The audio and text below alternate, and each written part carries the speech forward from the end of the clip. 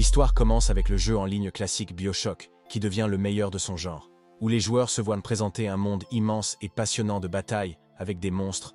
Les événements se sont déroulés dans une dimension post-apocalyptique, et des personnes uniques ont été formées grâce au génie génétique, qui formèrent bientôt de nombreuses alliances avec leur idéologie. Mais l'objectif principal était la destruction des démons. Au fur et à mesure que les joueurs progressaient, ils se contentaient de moins en moins de simples quêtes de massacre de monstres. En conséquence, les développeurs ont commencé à créer de nouveaux scénarios pour ajouter de la variété au jeu. Le personnage principal, à son tour, a décidé de s'immerger dans un monde virtuel fascinant, où il a dû jouer de manière inattendue le rôle d'un personnage zombifié. Ce qui ne lui a pas beaucoup plu, personne ne savait combien de régions du jeu étaient en danger, ni à quel point ce monde était cruel. Le point de départ de ce voyage était la Cité du Silence, où les joueurs affrontaient une invasion de monstres. Ceux qui se prenaient pour des héros se sont très vite rendus compte qu'en réalité, ce n'était pas du tout le cas. Soudain, un énorme cerbère à 3 têtes, qui était l'animal de compagnie du boss, est apparu sur le champ de bataille. Le démon était extrêmement fort, et la plupart des joueurs ne pouvaient pas faire face à un adversaire aussi dangereux. À ce moment-là, le jeune maître est apparu avec son incroyable équipe de guerriers. Zhang a immédiatement commencé à attaquer les gens enragés avec ses capacités magiques, qui ne pourraient rien faire pour contrer le pouvoir inimaginable de Fang. Le gars a pleinement profité de son avantage dans la bataille, et a continué à les battre. Suzu l'a soudainement exhorté à ne pas être trop actif car elle voulait également les combattre. Cependant, la reine des scarabées s'y est opposée, affirmant qu'il y avait suffisamment de monde pour tout le monde et qu'ils ne prendraient pas leur retraite de sitôt. En même temps, elle se distinguait par sa soif de sang et commençait même à parler de la manière exacte dont il fallait les traiter. Voyant Siyue et Zai déjeuner, Zheng les invita à le rejoindre. Mais les filles refusèrent, car les principales forces de l'alliance humaine approchaient. Fangu savait que la bataille ne serait pas facile, puisque les joueurs les mieux classés étaient devenus à eux. Jouant le rôle du méchant, l'adolescent a décidé de raconter son histoire et de raconter exactement comment cela s'est passé. J'ai commencé à raconter l'histoire dès le premier jour de ma vie insouciante, lorsque ce jeu vidéo y est apparu, là où il était constamment victime d'intimidation et où on lui extorquait de l'argent de la part de ses pairs. Malgré le fait que son père était dans un état extrêmement critique à l'hôpital, naturellement, Zheng n'était pas d'accord avec cet état de fait et essayait constamment de riposter. Cependant, il n'était pas très doué pour cela, alors il a dû l'endurer. Soudain, des filles qui passaient par là se sont levées pour lui et ont exigé que ce conflit cesse. L'un d'entre eux s'est avéré être un professeur, Yayu, et elle ne pouvait pas permettre aux vauriens de se comporter comme ça. Elle était également accompagnée de Zhao, dont le père était directeur de l'école. À cause de cela, ils ont dû battre en retraite, mais ils n'étaient pas pressés de laisser le gars tranquille. Dans le même temps, Jiang a exhorté le jeune homme à agir de manière plus décisive, car il n'était pas faible, mais Zi ne voulait tout simplement pas leur causer de problème, alors il a toujours gardé un profil bas. Il s'est avéré plus tard que c'est l'un qui les a appelés à l'aide pour empêcher cet outrage. Naturellement, Fangu la remercia et lui dit qu'elle ne devrait pas trop s'inquiéter pour lui. En fait, Yuting était secrètement amoureuse de Zheng et essayait toujours de lui plaire. En même temps, elle se distinguait par sa soif de sang, malgré son apparence plutôt douce et inoffensive. En disant que ces gars devraient brûler en enfer, Fangu s'empressa de la rassurer, car rien ne lui était arrivé. Lin a également déclaré qu'il rassemblerait bientôt la somme d'argent nécessaire pour aider son père et revenir au jeu BioShock. Suzu a même proposé de payer son abonnement à un jeu vidéo pour qu'il puisse aller jouer avec eux, mais Zheng a répondu qu'il devait d'abord trouver un emploi à temps partiel pour payer le traitement de son père, et ce n'est qu'après cela qu'il pourra retourner dans le monde virtuel fascinant. Les filles étaient bouleversées, mais le professeur de Yayu a noté qu'il était un garçon fort et qu'il réussirait. Zhao a déclaré qu'avec son aide, ils pourraient progresser davantage dans le jeu et augmenter leur niveau, pour finalement aller au fond de l'abîme et devenir beaucoup plus fort. De plus, Fang n'était pas pire que Rebel, qui était en tête du tableau des meilleurs joueurs, qui était littéralement l'étoffe des légendes et considéré comme le plus fort. Mais Suzu croyait que Zheng pouvait le surpasser. Ils ont donc décidé de continuer à travailler dur dans BioShock, pour devenir plus fort au moment où le garçon reviendrait. Quelque temps plus tard, dans la nuit, la mère de Zhang a appelé et lui a dit que son père avait refusé l'opération en raison du manque de fonds. Fengu, stupéfait, dit qu'il avait besoin d'être persuadé, car demain, il recevrait son salaire et couvrirait une partie des dépenses. Bien que la personne responsable de l'accident ait fait don d'une petite somme pour le traitement, cela n'a pas été suffisant. Le garçon attristé comprit qu'il devait continuer à étudier et à travailler pour aider son père. Zhang rêvait du jour où ses affaires s'amélioreraient et où son père se rétablirait enfin. En regardant les lunettes de réalité virtuelle, Fangu s'est surpris à penser qu'il manquait le jeu et les gars. Bientôt, le jeune homme s'est finalement lancé dans le jeu vidéo BioShock et a commencé à regarder ses personnages. En voyant son rebelle, il a décidé de se souvenir du bon vieux temps. Car après l'accident de son père, l'adolescent n'est pas apparu dans le jeu pendant plus de 6 mois. Finalement, Zheng l'a choisi et s'est rendu dans des endroits familiers. Le personnage était au niveau final de son développement, ce qui l'élevait au-dessus des autres joueurs. Dans le même temps, Fang-gu a également décidé de créer un nouveau guerrier, car il a soigneusement caché le rebelle à tout le monde, avec lequel il a pu passer l'épreuve du fond de l'abîme, ce qui était une tâche extrêmement difficile, sachant très bien que si les filles découvraient qu'il était le rebelle, elles seraient clairement en colère. Soudain, le gars a remarqué son email, où il y avait une nouvelle notification. Après avoir ouvert le message, Feng a été invité à relever un défi qui le récompenserait avec de l'argent réel. Zhang, choqué, réalisa que si cela était vraiment vrai, il pourrait payer le traitement de son père.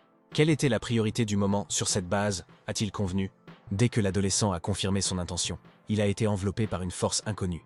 Le jeune homme abasourdi ne pouvait pas comprendre ce qui se passait, tandis que son vrai corps était transféré dans le jeu. Ce qu'il ne pouvait même pas deviner, c'est qu'il ressentait également un sentiment extrêmement étrange, ce qu'il ne pouvait tout simplement pas décrire avec des mots, suggérant que les développeurs avaient mis à jour la perception du jeu. Mais quand il regarda son reflet dans la flaque d'eau, Fang fut choqué, réalisant qu'il était désormais un zombie. Le système l'a immédiatement alerté qu'il devait aider les monstres du désert, passant ainsi du côté du mal. À ce moment-là, un énorme démon s'est dirigé vers lui et Zhang, stupéfait, a immédiatement saisi une chaise dans ses mains. En voyant ses statistiques extrêmement basses, le protagoniste était désespéré. Pendant ce temps, les gens continuaient à affronter les mutants enragés, dont le nombre devenait de plus en plus faible. Après avoir eu besoin d'aide, le programme a exhorté le jeune maître à se rendre dans le désert. Zhang a alors décidé d'en savoir plus sur les mises à jour du jeu, car il était absent depuis environ 6 mois. De plus, cette fois, le jeune homme se retrouva de l'autre côté des barricades, étant un représentant des monstres. Mais plus important encore, Fang-gu n'avait aucun moyen de quitter le jeu jusqu'à ce que l'alliance humaine soit détruite. Le système a également signalé qu'après avoir réussi tous les tests, il retournerait dans son monde au moment de le quitter. Ce qui a fondamentalement changé tout ce qui se passait, c'est que ce n'était plus un jeu, mais la vraie vie. Cela signifiait que la dimension virtuelle avait cessé d'être telle. Soudain, Zhang reçut une notification concernant une nouvelle mission où il devait éliminer un maraudeur de niveau 30. Fang-gu, stupéfait, ne comprenait pas comment il pouvait le vaincre, car l'adolescent était beaucoup plus faible que son adversaire. Le programme l'a également informé qu'à chaque résurrection, les démons le traiteraient mieux. Cependant, s'il était tué par un autre joueur, il quitterait le jeu pour toujours, ce qui ne rendait pas Zhang particulièrement heureux. Refuser la quête retirait également le joueur du jeu. Il n'avait donc d'autre choix que de prendre le risque de guérir son père. De plus, Feng était un joueur extrêmement expérimenté et avait l'opportunité de jouer pour la race opposée. Mais le système ne lui a pas indiqué exactement où aller pour nettoyer la zone. Il était également extrêmement étrange que Zhang soit entré dans le jeu au plus fort de l'activité en ligne. Mais il n'y avait aucun autre joueur à proximité. Il est alors arrivé à la conclusion que cela faisait partie de l'abîme que les développeurs avaient récemment ajouté. Cela signifiait qu'un maraudeur de haut niveau aurait dû se trouver à proximité, et comme l'abîme recèle de nombreux passages secrets et dangereux, il était facile de s'y perdre. Et comme la nouvelle alliance tente de s'établir à la surface, les monstres vivent principalement dans le monde souterrain. Par conséquent, de puissants maraudeurs pourraient être localisés à l'entrée de l'Abyss Pit dans la ville de BioShock. Mais le plus important est que ces démons avaient des dégâts incroyables, que même les meilleurs joueurs du jeu subissaient. À cause de cela, Fang savait très bien qu'il devait être extrêmement prudent, surtout avec son faible niveau. À ce moment-là, il fut à nouveau attaqué par des monstres, desquels Zhang commença à s'enfuir avec une chaise dans les mains. Mais à un certain moment, tout autour devint silencieux et l'adolescent devint méfiant, réalisant que ce n'était pas un hasard. En se retournant, il vit soudain un énorme chien s'approcher de lui. Avec lui, une démone mutante et plutôt dangereuse se dirigeait vers lui. En plus de ses membres en forme de bras et de jambes, elle avait d'énormes et longs tentacules. Un instant plus tard, une autre créature mutante non moins dangereuse apparut sur le champ de bataille. Fang-gu se cacha derrière le mur, réalisant qu'avec la nouvelle mise à jour, les maraudeurs et les lurkers avaient acquis des formes féminines. Mais il ne comprenait pas pourquoi ils se battaient entre eux, puisque c'était généralement pour des questions de territoire. Soudain, elle plaqua le monstre venimeux au sol. Zhang commença à comprendre à quel point les maraudeurs étaient dangereux. Elle la transperça bientôt avec ses tentacules, ce qui fut une attaque mortelle. Ainsi, après quelques minutes de combat, un vainqueur clair a été révélé. Fang-gu, à son tour, commença à jeter des pierres sur Marauder, essayant de l'attirer vers lui. Naturellement, elle le remarqua et se précipita vers le courageux adolescent. Après quoi, Zhang monta sur le scooter et se dirigea vers la route. La démone enragée le poursuivit. En conséquence, il n'a pas pu se détacher d'elle, car l'une de ses marches s'étendait sur plusieurs mètres. À un certain moment, le gars s'est retourné et a vu un tentacule de monstre devant lui. Le jeune homme a réussi à se diriger sur le côté, et a ainsi conduit le maraudeur dans un piège, qui a marché de tout son poids sur la partie détruite de la route, tombant ainsi à terre. En fait, Fang-gu se souvenait de tous les pièges de la ville, puisqu'il avait passé beaucoup de temps à l'explorer avec son personnage principal. Soudain, il fut aveuglé par une lumière vive venant de la route. Quelques minutes plus tard, un essaim de guêpes attaqua le maraudeur. La démone fut incapable de faire quoi que ce soit contre eux, parce que les insectes avaient une énorme quantité de poison et le neutralisaient instantanément. Le personnage principal ne faisait que regarder ce qui se passait, car les guêpes faisaient tout le travail pour lui, diriguant leurs piqûres venimeuses vers Maraudeur. Ils ont émis des rayons toxiques dans son corps. Naturellement, le jeune maître a également compris que sans le scooter, il n'aurait pas obtenu un tel résultat. Cependant, la démone prit soudainement l'initiative dans la lutte contre les insectes. Tuant les guêpes une à une, elle se redressa de toute sa hauteur et continua à résister. Bientôt, elle sortit du trou, mais il ne lui restait que peu de santé. Fengu en profita et libéra ses chiens, qui se précipitèrent immédiatement pour achever Maraudeur. Après être monté sur l'un d'eux, le jeune homme saisit un tabouret dans ses mains, réalisant qu'il s'agissait d'un moment extrêmement important dans le combat. Ainsi, le chien enragé commença à porter des coups écrasants à la démone. Elle ne lui restait donc qu'une seule unité de vie, ce qui était l'objectif du rusé Zeng. L'adolescent, à son tour, s'empressa d'achever le maraudeur à moitié mort. Quelques secondes plus tard, Fengu lui sauta dessus avec une chaise, mais elle essaya de le repousser avec ses tentacules. Cependant, elle n'a pas pu empêcher le coup fatal, ce qui était encore sa chance. Le système a immédiatement signalé que la cible avait été vaincue et il a terminé la mission d'extermination du monstre. Après quoi, il a remercié son fidèle chien nommé Shiba Inu, en disant qu'à partir de maintenant, ils prendraient un soin l'un de l'autre. Zeng savait que les chiens zombies étaient amicaux envers les personnages mutants comme lui. Le jeune homme fut en effet poursuivi par une série d'événements extrêmement heureux, dont il ne fut que heureux. Soudain, le programme a signalé la réussite de la tâche, augmentant ainsi les caractéristiques de Fang.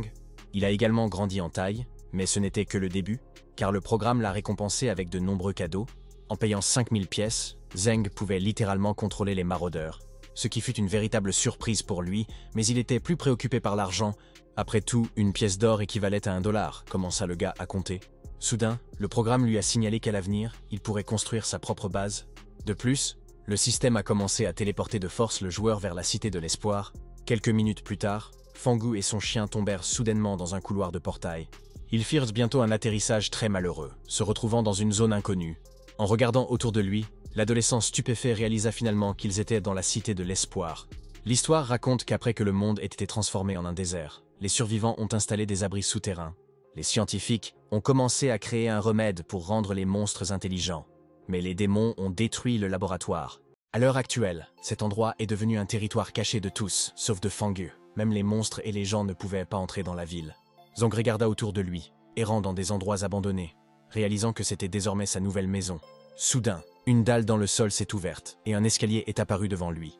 Et le système a immédiatement annoncé une autre récompense. En descendant les escaliers, l'adolescent essayait de comprendre ce que le programme lui réservait cette fois-ci. En franchissant enfin la porte, il découvrit un laboratoire secret abandonné. Là où au milieu de la pièce se trouvait une capsule contenant de l'eau, dans laquelle une fille inconnue était placée. Perplexe, Fengu ne comprenait pas qui elle était et ce qu'elle faisait dans ce conteneur. À cette époque, Siyu était à la maison où elle passait ses week-ends sans souci. La fille prit une douche en toute tranquillité et se rendit dans sa chambre. Là où elle s'est allongée sur le lit, son regard est tombé sur les lunettes de réalité virtuelle, ce a pensé. En regardant une photo avec son équipe, elle a réalisé à quel point cette époque lui manquait. Finalement, Siyu a décidé de se tourner vers le jeu vidéo BioShock, là où son personnage était au niveau 24 et avait de bonnes statistiques. Arrivée dans une immense métropole futuriste, Xi se promena tranquillement dans la ville. Soudain, elle vit le même établissement où ils passaient tous du temps ensemble. La fille manquait vraiment à Zeng, qui n'était pas apparu dans le jeu depuis assez longtemps. Les souvenirs de l'époque où il jouait activement à BioShock lui revinrent en mémoire. Sue a également noté la variété des différents aliments qui ont donné de la force aux joueurs. À ce moment-là, elle a reçu une invitation à goûter des plats uniques de la part d'un certain spécialiste du gibier. La fille réfléchissait, ne comprenant pas qui cela pouvait être, car elle non plus ne s'était pas connectée aux jeux vidéo depuis longtemps. En fait, c'est un jeune maître qui lui a écrit un message depuis son laboratoire. De plus, il savait parfaitement que c'était le seul moyen de l'attirer, car la fille ne refusait jamais une collation. Le personnage principal a fait cela pour une raison, car il avait besoin de réveiller l'étranger. Peu de temps avant cela, Fengu avait demandé au système comment il pouvait réveiller la personne inconnue. Le programme a notifié que cela nécessitait d'inviter un joueur dans le jeu pour qu'il puisse entrer dans son corps. Elle a également averti que rien ne changerait dans le monde réel et qu'à la fin, la conscience de Zeng reviendrait. Après avoir terminé la dernière tâche, le gars pourra se rendre dans son monde, avant la transition vers le jeu, ajoutant que bientôt il serait capable de créer une armée entière de mutants avec la fille zombie. Cependant, Fengu lui a demandé de ne pas se laisser distraire et de se concentrer sur le jeu, car il y avait plusieurs missions à accomplir avant ce point. Au même moment, Zheng comprit que la nourriture seule n'attirerait pas Xiue. Alors il décida de lui proposer une profession cachée. Ce qui a donné des résultats, et ce, à sa grande surprise, a accepté la demande, à la suite de quoi elle a été transférée dans le corps d'un étranger. Bientôt, la fille reprit conscience et commença à regarder autour d'elle. Fang l'a immédiatement saluée dans le jeu vidéo, et Xiue lui a naturellement prêté attention. Après quoi, elle s'est soudainement précipitée vers lui. Zheng, abasourdi, ne pouvait pas comprendre ce qui se passait. Soudain, elle commença à le frapper avec des coups furieux, alors qu'elle voyait un zombie devant elle. Cependant, le gars s'est avéré extrêmement agile, et a facilement esquivé toutes les attaques furieuses. Cela a encore plus mis en colère la jeune fille, qui a continué à attaquer le jeune muté. Elle savait très bien qu'il était plus rapide qu'elle, mais elle n'allait pas abandonner. Croyant qu'il l'avait délibérément attiré dans un piège et qu'il représentait clairement un danger, l'adolescent l'a exhorté à se calmer, mais cela n'a rien donné. Alors il a commencé à se défendre. Xiue a continué à lui asséner des coups écrasants, mais n'a toujours pas réussi à le blesser, ce qui semblait la mettre encore plus en colère. Il était donc tout simplement impossible d'arrêter le combat. Le personnage principal, à son tour, n'a cessé de démontrer de nouvelles capacités. Le système a immédiatement signalé que le jeune maître avait la capacité de se transformer. Mais comme il était au stade initial, ses compétences étaient limitées. Finalement, Fangu l'a épinglé sur la capsule de verre et l'a exhorté à regarder son reflet. En se retournant enfin, se découvrit soudain qu'elle s'était transformée en zombie. Elle était sous le choc. Le gars sourit et dit qu'elle était désormais membre de l'armée de monstres. Xiue ne comprenait pas comment cela s'était produit. Zhang a également ajouté qu'ils sont à leur base, établis dans la Cité de l'Espoir. Il lui a ensuite expliqué en détail la situation dans laquelle il se trouvait et ce qu'il fallait faire exactement. Naturellement, elle s'est mise en colère et ce n'est qu'après lui avoir fourni un logement et de la nourriture que Xi s'est calmée. Soudain, le système lui a demandé de faire porter à la fille l'une des tenues qui lui avaient été fournies.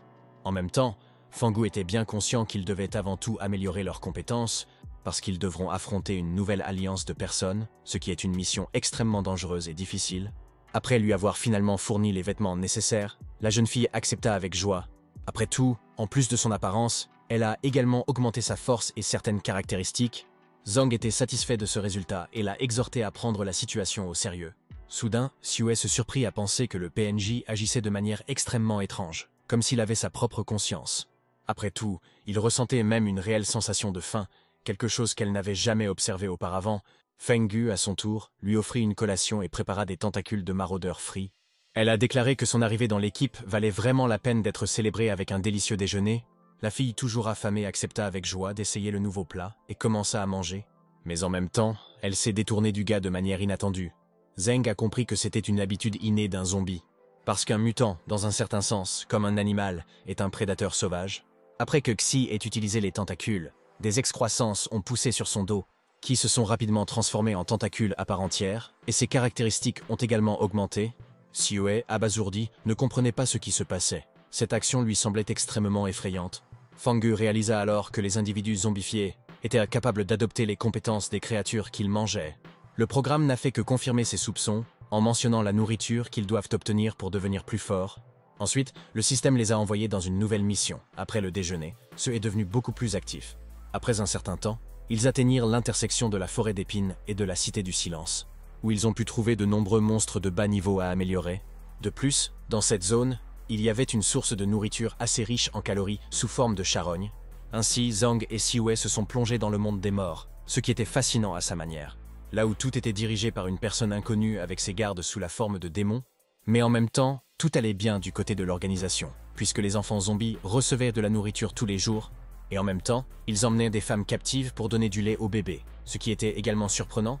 De plus, l'une d'entre elles était une chercheuse folle qui menait ses expériences sur les morts. Finalement, ce fut le tour de Zhang, et l'adolescent essaya immédiatement le lait. Le système a immédiatement signalé que son intelligence avait augmenté à mesure qu'il avait absorbé de la chair humaine. Soudain, un chef zombie en colère s'est approché de lui et lui a demandé ce qu'il prévoyait. Il a ajouté qu'il n'avait pas le droit de faire la queue pour le lait, puisqu'il n'était pas un enfant. Fangu s'est précipitée pour régler le conflit, et elle l'a laissé partir, car elle ne considérait que les autres joueurs comme des ennemis. Soudain, quelqu'un cria que la grande dame était arrivée à leur camp, après quoi les portes s'ouvrirent. Zero One a immédiatement traversé l'entrée principale en chevauchant son énorme bête. D'autres n'ont même pas prêté attention à ce qui se passait. Continuant à consommer de la chair humaine, le reste des mutants suivit la démone, et le protagoniste demanda au programme pourquoi ils ne pouvaient pas voir leur niveau. Le système a répondu qu'ils ne pouvaient voir que les informations des monstres originaux. Zheng a demandé pourquoi ils avaient les mêmes numéros. Le programme parlait ensuite du laboratoire secret où ces créatures ont été créées. Mais au départ, les scientifiques avaient pour objectif de supprimer les mutations et d'éliminer leurs phénomènes anormaux. Cependant, les drogues ont eu l'effet exactement inverse et les démons sont devenus plus agressifs. Cela était dû au virus zombie mâle, qui contenait d'énormes quantités de superandrogènes. Et pour faciliter les expériences ultérieures, tous les sujets ont été numérotés. Les femmes en particulier étaient soumises à divers tests impliquant l'introduction de toxines et le mélange d'autres monstres. Malgré tous les échecs, les scientifiques ont quand même réussi à créer un sérum par hasard. Bientôt, les sujets testés ont pu se débarrasser du virus et leurs caractéristiques ont considérablement augmenté. En conséquence, ils sont arrivés à la conclusion qu'il était inutile de sauver les infectés. Ils ont donc créé une nouvelle alliance. En conséquence, l'homme a commencé à chasser des monstres pour obtenir des matériaux pour le sérum. En même temps, il voulait exterminer tous les démons pour créer un nouvel Éden. Mais il ne savait pas que les premiers sujets de test avaient acquis une intelligence. La femme numérotée, C. 2-0 fut la première à reprendre conscience et se souvint même de quelques fragments de sa vie. Et le garde, avec une haine furieuse, l'a forcée à évoluer soudainement et elle s'est transformée en un véritable monstre. Après quoi, S20 a persuadé ses frères et ils ont organisé une émeute dans le laboratoire. Une personne de l'Alliance est immédiatement arrivée sur les lieux pour régler le problème. Cependant, il était extrêmement difficile de gérer S20, car elle était trop forte. Par la suite, l'homme a été éliminé, mais le sujet de test a continué à courir dans le laboratoire. Au même moment, la femme folle ordonna le meurtre de tout le monde, et bientôt des montagnes de cadavres remplirent le centre de recherche. Mais les survivants ont quand même réussi à signaler le problème, et l'Alliance a décidé de bloquer les voies d'évacuation et de faire exploser la ville. Depuis lors, personne n'a plus jamais revu S20. Des rumeurs circulaient, selon lesquelles elle et plusieurs sujets de test avaient réussi à s'échapper. Fangu a parfaitement compris qu'en réalité la créature la plus dangereuse du monde actuel est l'homme. Il s'est également rendu compte que seuls les démons du laboratoire pouvaient le cultiver. Soudain, Zero One a demandé à Zhang pourquoi il souriait et ce qui le faisait autant rire. En même temps, elle lui a demandé s'il était un membre de l'Alliance. À ce moment, Siwei la frappa soudainement avec son long tentacule, essayant de protéger Fang, en lui faisant comprendre qu'elle n'avait pas le droit de le toucher. Zero One fut étonnée par son courage. Bien qu'elle ait déclaré que les mutants agissent rarement en équipe, elle a maintenu sa position. Prétendant que le gars n'était pas bon, elle a soudainement appelé le Ying. La jeune fille a immédiatement déclaré que sous sa direction sensible, les démons ont commencé à évoluer plus rapidement. Zero One lui a alors suggéré d'organiser un entraînement de survie. Le jeune homme, à son tour, a été impressionné par le travail de Xi, qui était toujours prêt à aider dans les moments difficiles. Il a également interrogé l'étranger sur la formation. L'adolescent a dit que les zombies sont divisés en groupes et doivent vivre dans la forêt d'épines. De cette façon, ils ont prouvé leur capacité à rester dans le camp, mais les monstres de la forêt étaient extrêmement dangereux. À son tour, a demandé au souverain de donner aux mutants le temps de bien s'entraîner, car la dernière fois, peu d'entre eux ont survécu. La femme d'affaires lui a demandé si elle avait vraiment décidé de lui enseigner. Et naturellement, Ying a immédiatement commencé à le nier, puis Zero One a déclaré que tous les démons devaient augmenter leur puissance le plus rapidement possible. À ce moment-là, le Ghost Sniper a profité du moment et a scanné la zone zombifiée, mais cela n'a apporté aucun résultat. La seule chose qu'il a vue était Qin ligoté. Le capitaine a déclaré plus tard qu'il n'avait rien pu découvrir, car les mutants étaient devenus beaucoup plus intelligents. Bloodthirsty Electroblade a répondu qu'ils évoluaient effectivement rapidement maintenant et que son équipe devait se préparer. Le sniper s'est opposé à elle, affirmant que son équipe n'était pas pire que la sienne dans la gestion de cette affaire. La fille a immédiatement saisi son épée, laissant entendre qu'elle serait heureuse de le calmer, ajoutant que les nouvelles personnes, après être entrées dans la dimension du jeu, n'ont jamais testé leur force. Iron Man n'a pas tardé à les rassurer, en leur disant qu'ils devraient y combattre des monstres, pas les uns contre les autres. Le guerrier solitaire était d'accord avec lui, disant qu'il devait se concentrer sur le problème. Tout le monde s'est immédiatement tu, car personne n'a osé contredire le chef de la Nouvelle Alliance. Il les a également exhortés à ne pas oublier le but ultime, qui était de conquérir ce monde. Pendant ce temps, Fang et Siwei continuaient d'être dans le camp zombifié. Le protagoniste savait que le Phantom Sniper pouvait voir de loin et que la femme capturée était une joueuse. On ne sait pas pourquoi Qin n'a pas quitté le jeu, puisqu'elle était déjà en captivité depuis plusieurs jours. Quoi qu'il en soit, le jeune maître avait l'intention de profiter de la situation. Après le départ de Zero One, les corps des animaux ont été emmenés vers un autre endroit, ce qui signifie que la nourriture gratuite a pris fin. Le a commencé à expliquer à tout le monde les règles de l'entraînement à la survie pour les mettre en garde contre une mort rapide. Il a fallu passer un mois dans la forêt. Au début, Ying a exhorté tout le monde à apprendre à se cacher, puis à acquérir des techniques de chasse. Dans le même temps, elle a recommandé de ne pas attirer un grand nombre de monstres et de ne jamais pénétrer au centre de la forêt. Fang et Xi se sont immédiatement rendus dans la forêt, mais on ne leur a jamais dit exactement comment tuer les monstres. Soudain, le même garçon qui nous avait parlé de l'entraînement est sorti des buissons. Il a déclaré que c'était très difficile et que seuls quelques zombies reviendraient vivants. Il s'est finalement présenté, se faisant appeler Li Baba, et a noté qu'il était impliqué dans les arts martiaux. Le jeune homme a immédiatement commencé à essayer de rejoindre leur équipe, mais Zeng a refusé de l'accepter. Comme il comprenait que Li ne ferait que ralentir leur progression, il avait besoin de nourriture. Soudain, Baba sourit et dit qu'il savait de quoi il s'inquiétait. Ayant commencé à s'assurer qu'il avait une capacité unique, à ce moment-là, il s'est soudainement transformé en pierre. Fang a commencé à comprendre qu'avec une telle compétence, leur tactique défensive et offensive serait plus équilibrée. En conséquence, il a accueilli le nouveau membre de l'équipe et a demandé à Li de coordonner toutes ses actions avec lui. En errant dans la forêt, Baba commença à demander leur nom, mais Zeng déclara que ce n'était pas important. À ce moment-là, lui marchait avec les filles au bord de la forêt, clairement confiant en ses capacités. Soudain, ils furent attaqués par Flower Toad, qui commença à s'occuper d'eux. Par expérience, Fangus savait très bien que des animaux dangereux erraient toujours aux abords de la forêt, et seuls ceux qui étaient là pour la première fois ne connaissaient pas toutes les nuances de ce territoire. En conséquence, ils sont très vite devenus la nourriture de ces monstres. Il fallait donc toujours rester dans l'ombre et être extrêmement prudent. De manière inattendue, Xi a également volé l'œuf du monstre, et Zeng, choqué, lui a demandé de le lui rendre immédiatement.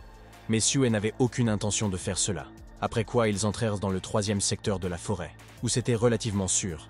Étant donné que les 4e et 5e districts étaient habités par des démons de haut niveau, le roi des épines était également présent. Comme la nuit se faisait tardive, ils décidèrent de dormir un peu et grimpèrent dans les arbres. Le lendemain, l'équipe de Zeng a tenté de capturer plusieurs monstres de bas niveau. Ce qu'ils ont fait, dans l'ensemble, plutôt bien, chacun démontrant ses capacités. Le système les a immédiatement récompensés avec 1000 pièces. Et ils ont cuisiné de la nourriture à partir des mutants tués. Après avoir bien mangé, Fangu proposa de vaincre un adversaire plus fort, et après un certain temps, ils ont réussi à s'occuper du singe zombifié, pour lequel ils ont également reçu plusieurs centaines de pièces et un autre repas pour acquérir des effets positifs. La nuit, ils se cachaient à nouveau et commençaient à manger, car après le coucher du soleil, les démons devenaient plus actifs. Baba a remarqué l'incroyable talent culinaire de Zeng, car il était vraiment un expert en cuisine. Ainsi, ils ont évolué et sont devenus beaucoup plus forts, ce qui ne leur a été que bénéfique dans un endroit aussi dangereux. Li, à sa grande surprise, a également commencé à démontrer sa grande vitesse et sa force écrasante, quelque chose à laquelle même Fangu ne s'attendait pas, car les progrès ont été assez rapides.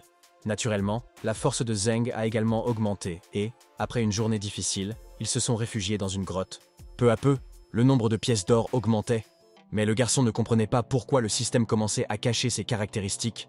Le programme lui a fait savoir que cela ne servait à rien et qu'il n'en aurait plus besoin.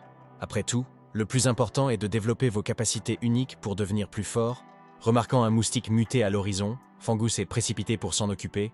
Par la suite, il a découvert une nouvelle compétence sous la forme de transformation mentale, ainsi que d'élasticité. L'adolescent ne comprenait pas pourquoi il en avait besoin. Et soudain, le système le perturbait à nouveau. Cette fois, elle lui a confié une mission en solo, où il devait éliminer un tigre. Bien sûr, Zong, sûr de lui, partit à la recherche de l'animal, d'autant plus qu'il était impatient de tester ses nouvelles compétences. Bientôt, le jeune homme tomba sur une grotte inconnue d'où le magma commença à couler. Le personnage principal l'avait déjà rencontré auparavant. Mais cette fois, la bête était beaucoup plus grande. Supposant qu'il avait également évolué, le jeune maître se précipita instantanément vers lui, après quoi Fangu commença à délivrer ses coups écrasants avec ses tentacules acérés. Les attaques de Zeng ne semblèrent faire aucun mal aux mutants, ce qui était surprenant. Le garçon commença alors à réfléchir à la manière dont il pourrait percer la peau épaisse du tigre. Le monstre lui-même, pour une raison inconnue, n'était pas pressé d'attaquer, ce qui soulevait également des questions. Le jeune homme a continué à lui asséner une série de coups furieux, mais n'a pas réussi à lui faire de mal. Soudain, le tigre se précipita vers lui. Fangu n'arrêta pas de le presser. Croire que la meilleure façon de procéder est simplement d'épuiser l'animal et de l'achever. À un certain moment, Zeng a réussi à esquiver l'attaque et à attaquer la bête. En conséquence, il lui a infligé une blessure profonde, et le tigre a presque perdu sa patte. Cependant, après quelques secondes, le démon s'est facilement régénéré, et par la suite, son membre s'est à nouveau recouvert de chair. De plus, le monstre est devenu fou, ce qui lui a donné beaucoup de force et de santé. De plus, ses attaques sont devenues beaucoup plus rapides, et il s'est retrouvé complètement recouvert de flammes.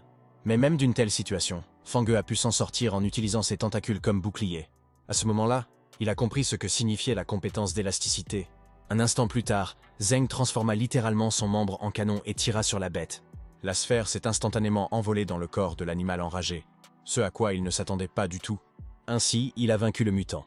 Et la récompense du système était, à son tour, assez généreuse. En même temps, Fangu était épuisé car il avait perdu beaucoup de force dans la bataille avec un monstre aussi fort. L'adolescent poussa un soupir de soulagement et se dirigea immédiatement vers la sortie de la tanière de l'animal. Mais soudain, un tremblement de terre commença. Et Zheng fut stupéfait et ne comprit pas ce qui se passait.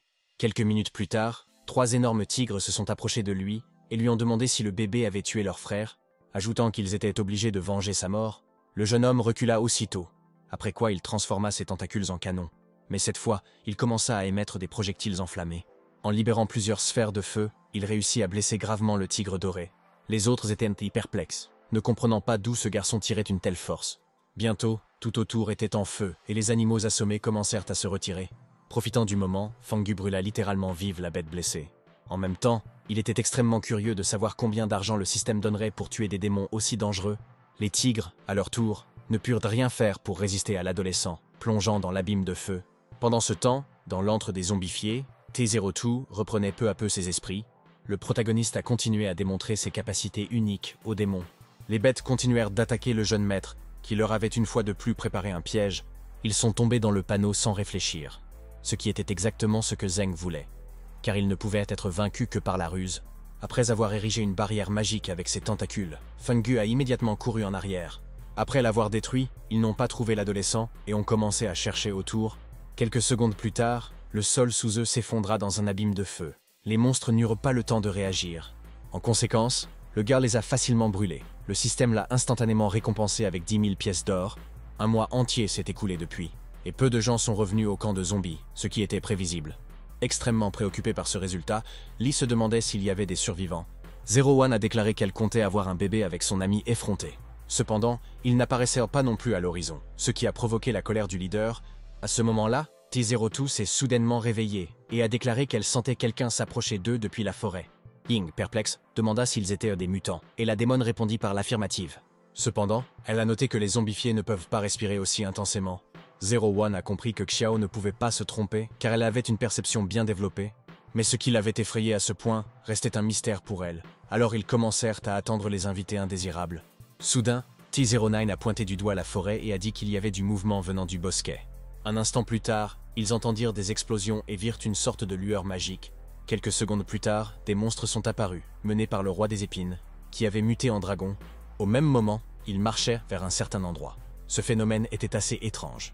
Zero One a immédiatement vu ce même gars avec la fille et a souri, disant qu'ils accompagnaient le nouveau roi. Fangu et son équipe chevauchaient un dragon, ce à quoi ils ne s'attendaient pas. Je me demande comment ils ont réussi à obtenir un tel résultat. Tout le monde était simplement choqué par un résultat aussi incroyable, car personne n'avait vu le roi des épines auparavant. Zero One a noté qu'elle aimait vraiment ce garçon courageux et extrêmement capable, parce qu'en seulement un mois, il avait chevauché le monstre principal de la forêt, ce que personne n'avait jamais réussi à faire auparavant. Elle s'est immédiatement précipitée vers lui et son animal de compagnie dragon pour le saluer. Baba, perplexe, demanda à l'adolescent pourquoi la dame volait vers eux. Dans ce contexte, Lee a décidé de lui démontrer ses compétences et l'a soudainement attaqué. Naturellement, Zero One s'était préparé à un tel scénario et a esquivé le coup. Il a dit qu'il était devenu beaucoup plus fort, mais que ce n'était pas suffisant pour lui résister. Après quoi, la dame l'a attaqué par derrière, ajoutant qu'il avait beaucoup à apprendre. Baba tomba au sol avec fracas, réalisant à quel point la démone était forte. Xiue s'est immédiatement précipité vers elle avec ses longs tentacules, auxquels Zero One était également préparé. Mais ceux avaient absolument confiance en elle et agissaient en conséquence, ce qui surprit la dame. La démone remarqua qu'elle était beaucoup plus forte et plus rapide que Baba. Mais cela n'était pas non plus suffisant pour la victoire. Xiue, à son tour, ignora toutes ces déclarations, ne pensant qu'à la vengeance. À un certain moment, la fille a émis des rayons magiques depuis ses tentacules. Cependant, Zero One a réussi à se couvrir avec ses ailes, mais est quand même tombée au sol. S'étant ainsi transformée en cocon, se s'est finalement calmée, pensant qu'elle avait gagné. Mais elle était extrêmement curieuse d'ouvrir la coquille de la démone. Alors Xiue a essayé de l'ouvrir. Soudain, Zero One battit des ailes et se précipita à nouveau vers la personne sûre d'elle. Tout s'est passé si vite que ce n'a pas eu le temps de comprendre quoi que ce soit, et s'est simplement figé sur place. La dame en a profité et a soudainement utilisé une hypnose soporifique sur elle. Xiue tomba instantanément dans un profond sommeil. La démone remarqua qu'elle manquait de tactique. Après que Zero One se soit dirigé vers le protagoniste, Zheng s'est préparé au combat. La femme d'affaires lui demanda s'il l'attendait depuis trop longtemps, mais le jeune maître resta silencieux. Elle a également déclaré qu'elle n'avait pas fait de mal à ses amis et qu'elle les avait simplement endormis pendant un moment. Pour que personne ne puisse interférer avec eux, Fang savait qu'elle était en effet assez forte. Mais en même temps, l'adolescente l'a encouragée à démontrer toutes ses capacités et à ne pas se retenir. Zero One lui a alors suggéré de changer d'emplacement. et Zheng a accepté avec joie. Les subordonnés stupéfaits de la maîtresse ne pouvaient pas croire ce qui se passait. Bientôt, Fangu et la démon commencèrent à se battre dans le ciel, ce qui semblait extrêmement spectaculaire. Ils se sont ensuite tournés vers le combat terrestre, où ils ont également commencé à démontrer leurs compétences. À un moment donné, Zero One a souri et a dit que la formation était terminée, puisqu'ils étaient sur le point d'avoir un vrai combat. Zheng, sûr de lui, n'en était que ravi. La dame a utilisé ses capacités magiques généreusement, mais cela n'a pas du tout effrayé le gars. La bataille a en fait dégénéré en une confrontation mortelle, entraînant une explosion. Les habitants de la forêt se sont empressés de quitter la zone alors que tout était en flammes. L'adolescent a fait preuve d'une force incroyable, quelque chose que Zero One n'attendait pas de lui.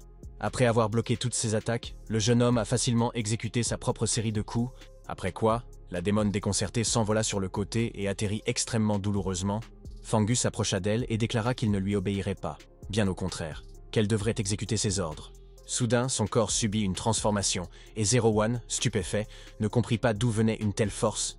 Finalement, Zheng a acquis l'armure du dragon, déclarant qu'elle ressentirait désormais son pouvoir, après quoi il a déclenché une série d'attaques incroyables sur elle. La dame s'est immédiatement retirée, mais Fangu continua d'attaquer, ne lui donnant ainsi pas l'opportunité de quitter le champ de bataille. La démon comprenait parfaitement qu'elle ne pouvait pas lui faire face, puisque le pouvoir du roi des épines s'était réveillé en lui. Le blessé Zero One a demandé à l'adolescent comment il avait acquis ses compétences. Elle a vite accepté sa défaite, même si elle avait du mal à l'accepter. Soudain, Zheng s'est transformée en humaine, et a dit qu'elle deviendrait plus forte dans le futur, mais pas maintenant. Il l'a également appelée à lui obéir, se faisant appeler son commandant, et Zero One a immédiatement baissé ses yeux tristes. Elle lui demanda alors nerveusement comment il avait réussi à obtenir un résultat aussi inimaginable. Fan sourit et remarqua qu'il n'avait utilisé qu'un dixième de sa force. De plus, elle ne pourrait pas activer son camouflage avant un certain temps. La démon était terrifiée.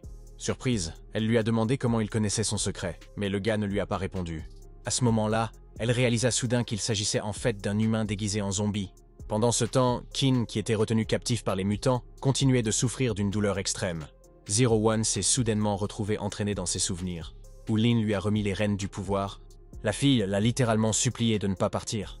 Mais C2-Zero a pris sa décision finale. Cela dit, elle devait terminer ses affaires, et elle était obligée de diriger les mutants. La démon commença à comprendre qu'avec un chef comme cet homme, elle aurait une chance de salut. À cet égard, elle a demandé au jeune maître de devenir leur chef, sourit Zheng. Il a ensuite dit qu'à partir d'aujourd'hui, ils commenceraient tous à vivre une vie pleine. Puis le curieux Zero One lui demanda comment il avait réussi à vaincre le roi des épines. Le protagoniste a compris qu'il ne pouvait pas lui parler du système, qui lui avait une fois de plus confié une tâche difficile. Après avoir vaincu les tigres, le programme l'a récompensé avec plusieurs boîtes noires, après quoi, elle l'envoya dans une mission incroyablement difficile pour éliminer le dragon dominant. Fang a eu beaucoup de chance, car 6 clones sont tombés des boîtes, ce qui a naturellement affecté la situation actuelle. Parce que maintenant, il semblait vraiment possible de vaincre le roi des épines. Après tout, Zheng ne pouvait pas le gérer seul, alors les dons du système lui ont été utiles. Ainsi, la force de l'adolescent a été multipliée par 6, ce qui a eu un effet positif sur la bataille avec le monstre. Ce qui a été pulvérisé sur les clones Fang, ils ont agi comme un mécanisme bien coordonné. En plus de cela, Baba et Sioe ne sont pas restés assis et ont distrait le roi des épines. Et au moment le plus crucial, lorsque le dragon s'affaiblit et tenta de se cacher, il fallut porter le coup décisif. Cependant, le temps des clones était écoulé, et Li suggéra soudainement d'utiliser une tactique efficace. Zheng saisit ses jambes avec ses tentacules, et Baba lui-même croisa ses mains de telle manière qu'il devint un marteau, avec lequel Fangu commença à frapper des coups furieux, après l'avoir d'abord rempli d'énergie magique. Quel que soit le moment décisif pour le roi des épines, il ne pouvait tout simplement rien faire. Finalement, ils ont réussi à vaincre le dragon, et il est tombé au sol, inconscient. Lorsqu'il reprit ses esprits, Zheng lui demanda de l'aider à gérer l'alliance humaine, mais l'adolescent a dit à Zero One que le roi des épines l'aimait simplement, et qu'ils étaient maintenant amis. À ce moment-là, Lao nourrissait son ami Xiao avec de la charogne, s'étant auparavant caché des gens en colère, mais leur repas ne dura pas longtemps, car l'alliance les rattrapa bientôt. Ils ont ensuite tiré sur le voyou, mais Liu a réussi à s'échapper, réalisant qu'il ne reverrait plus jamais son ami. Après quoi, ils ont commencé à éliminer les monstres restants, qui étaient assez nombreux. Mais la plupart des mutants ont été éliminés par les forces de l'Alliance, car ils étaient bien entraînés. À ce moment-là, plusieurs monstres de haut rang se sont soudainement réveillés et ont attrapé quelques filles. Wang était furieux et avait l'intention de venger la mort de son jeune camarade. Il a vite satisfait sa faim, mais il restait encore un représentant du Nouvel Éden. Naturellement, le démon était pressé de s'occuper d'elle, mais elle s'est avérée assez agile, esquivant toutes les attaques du monstre. La fille attendit le bon moment pour porter un coup écrasant. La difficulté était que l'arme technologique ne faisait aucun mal aux mutants, Puis la guerrière commença à activer la nouvelle capacité, espérant que cela l'aiderait. Puis elle commença à esquiver à nouveau les longs bras du démon, attendant le bon moment. Sa vitesse augmenta plusieurs fois, et le monstre ne pouvait tout simplement pas la suivre. Finalement, cela a payé et elle a réussi à vaincre le grand gars. Après avoir trouvé Chin ligoté, le médecin a demandé qui était là. Ayant appris qu'il s'agissait de Storm, elle demanda à être libérée rapidement, mais la jeune fille refusa de le faire. Parce qu'elle portait un zombie et qu'elle devait donc mourir, Chin, stupéfaite, a demandé à l'écouter. Cependant, à ce moment-là, quelqu'un a attaqué Storm par derrière et lui a ainsi coupé le bras. Fangu, à son tour, se précipita avec ses protégés vers l'antre de l'Alliance du Nouveau Peuple. Shocked Storm ne s'attendait pas à une telle tournure des événements et a crié fort dans une douleur insupportable. Il s'est avéré que Baba est arrivé juste à temps, disant que la première chose que les gens devaient donc faire était de se couper les mains, puis ils commencèrent à se battre. Lee ne s'attendait pas à ce que la fille soit si agile. La guerrière a immédiatement utilisé ses capacités et a lancé un tourbillon vers le gars. Mais Baba réussit à se libérer et a porté un coup puissant avec son poing de pierre. La tempête n'a rien pu faire contre lui et s'est retrouvé dans une situation extrêmement désespérée.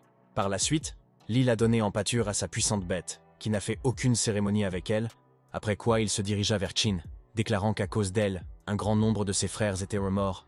Le personnage principal est soudainement apparu et a appelé Baba à se retirer à la base et à attendre ses ordres. Après avoir ajouté qu'il s'occuperait personnellement de cette fille, le jeune maître la libéra alors. Elle ne demanda qu'une seule chose en larmes, qu'il la tue rapidement et sans souffrance.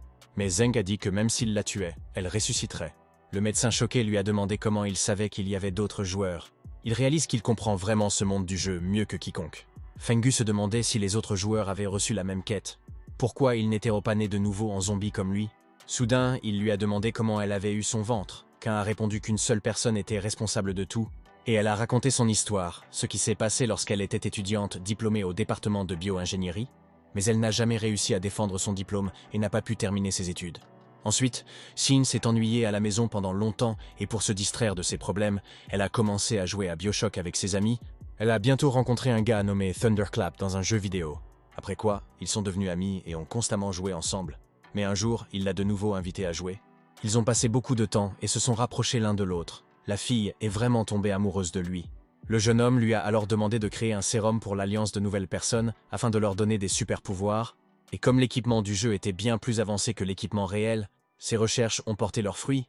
Cependant, en passant devant sa chambre, elle vit un adolescent avec une autre fille. À ce moment-là, Chin était déjà enceinte de lui, puis Thunderclap l'a délibérément jeté au monstre lors d'une des missions.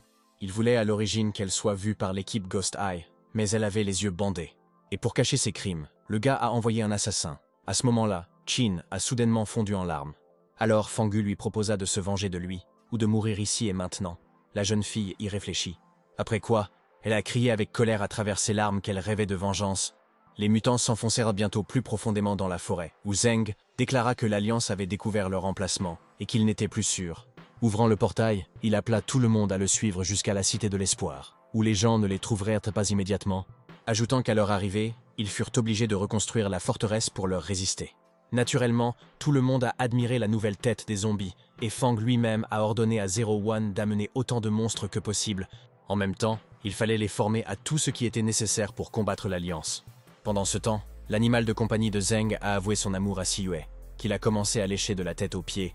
Le gars s'est approché de lui et lui a demandé s'il avait accompli la mission qui lui avait été assignée. Le chien aboya fort, ce qui était une réponse positive. Fangu sourit et caressa le chien.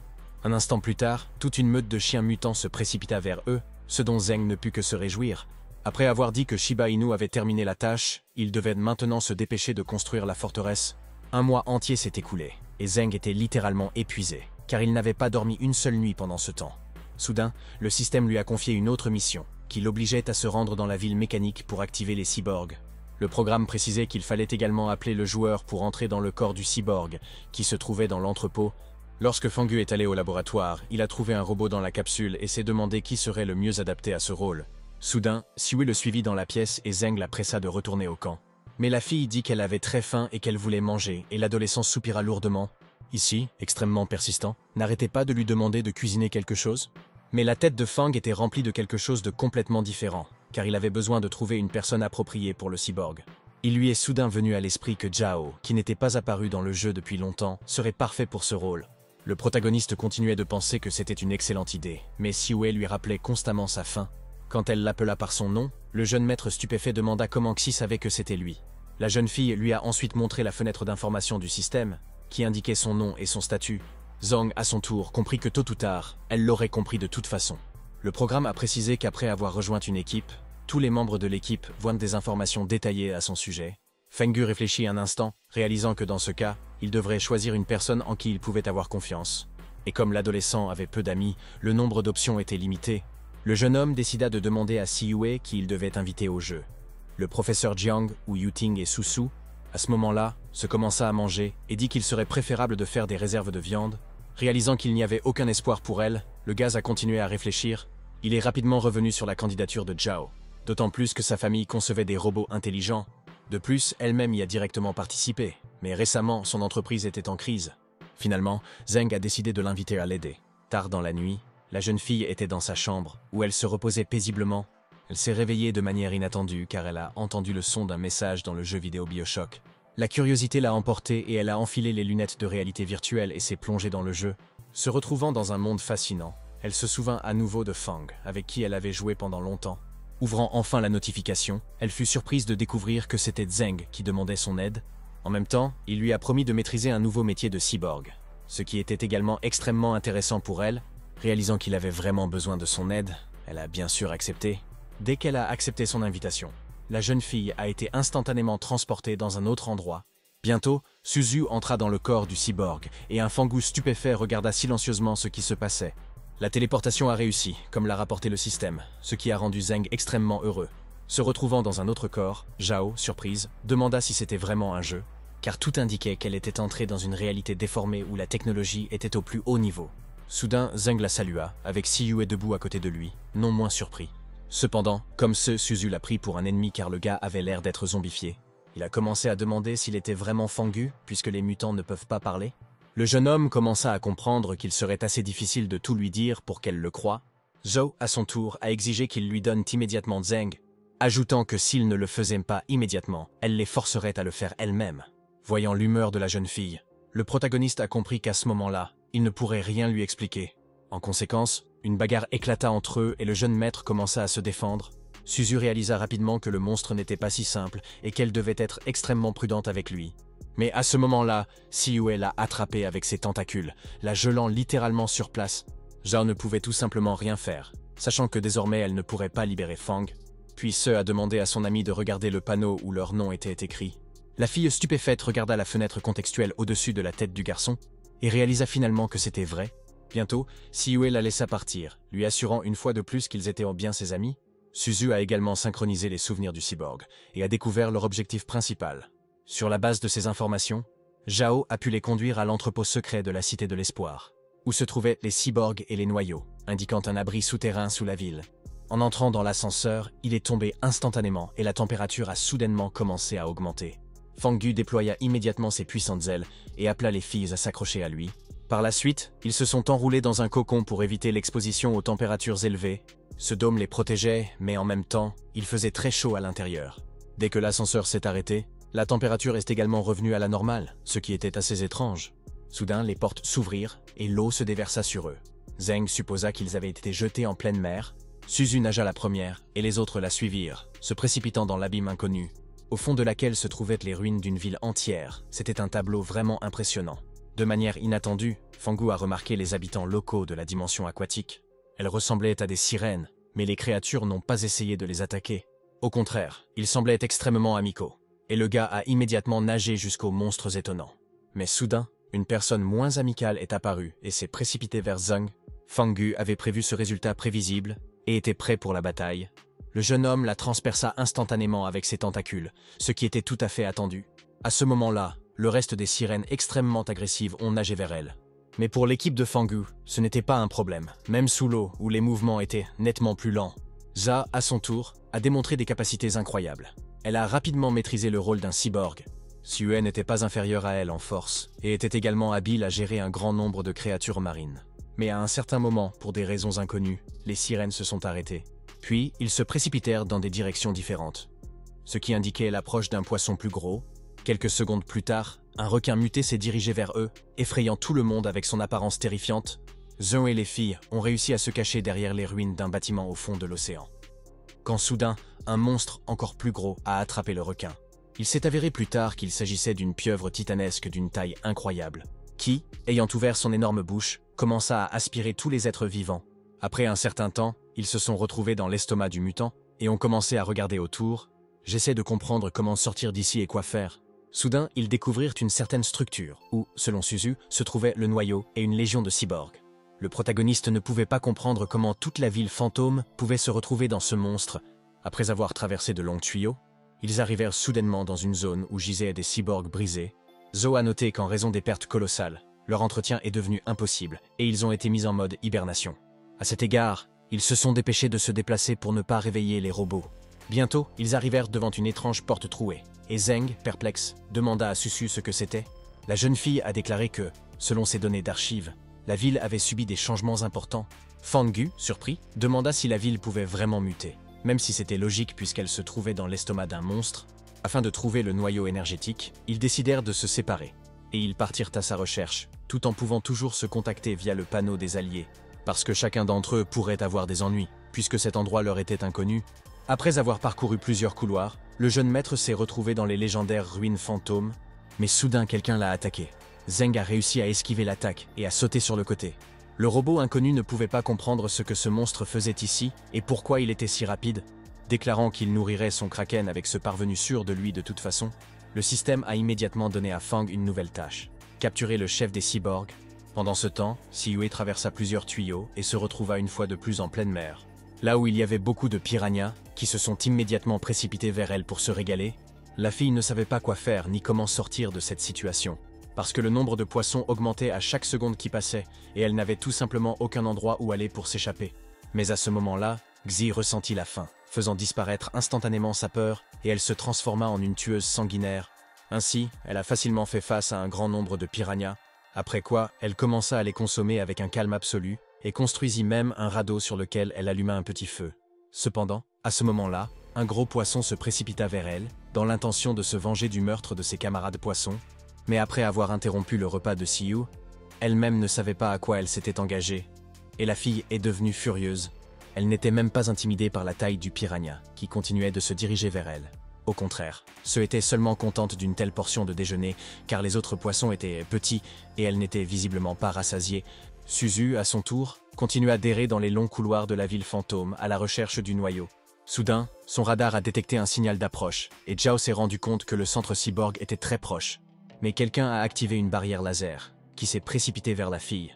En conséquence, elle a utilisé une bifurcation mécanique et s'est immédiatement effondrée, avec l'aide de laquelle elle a pu traverser ce réseau de blasters et ainsi surmonter l'obstacle. Suzu s'est ensuite réunie à nouveau et a continué vers le centre du robot pour trouver le noyau. Zhao a été émerveillée par la technologie du monde virtuel, réalisant à quel point elle lui serait utile dans sa vie réelle.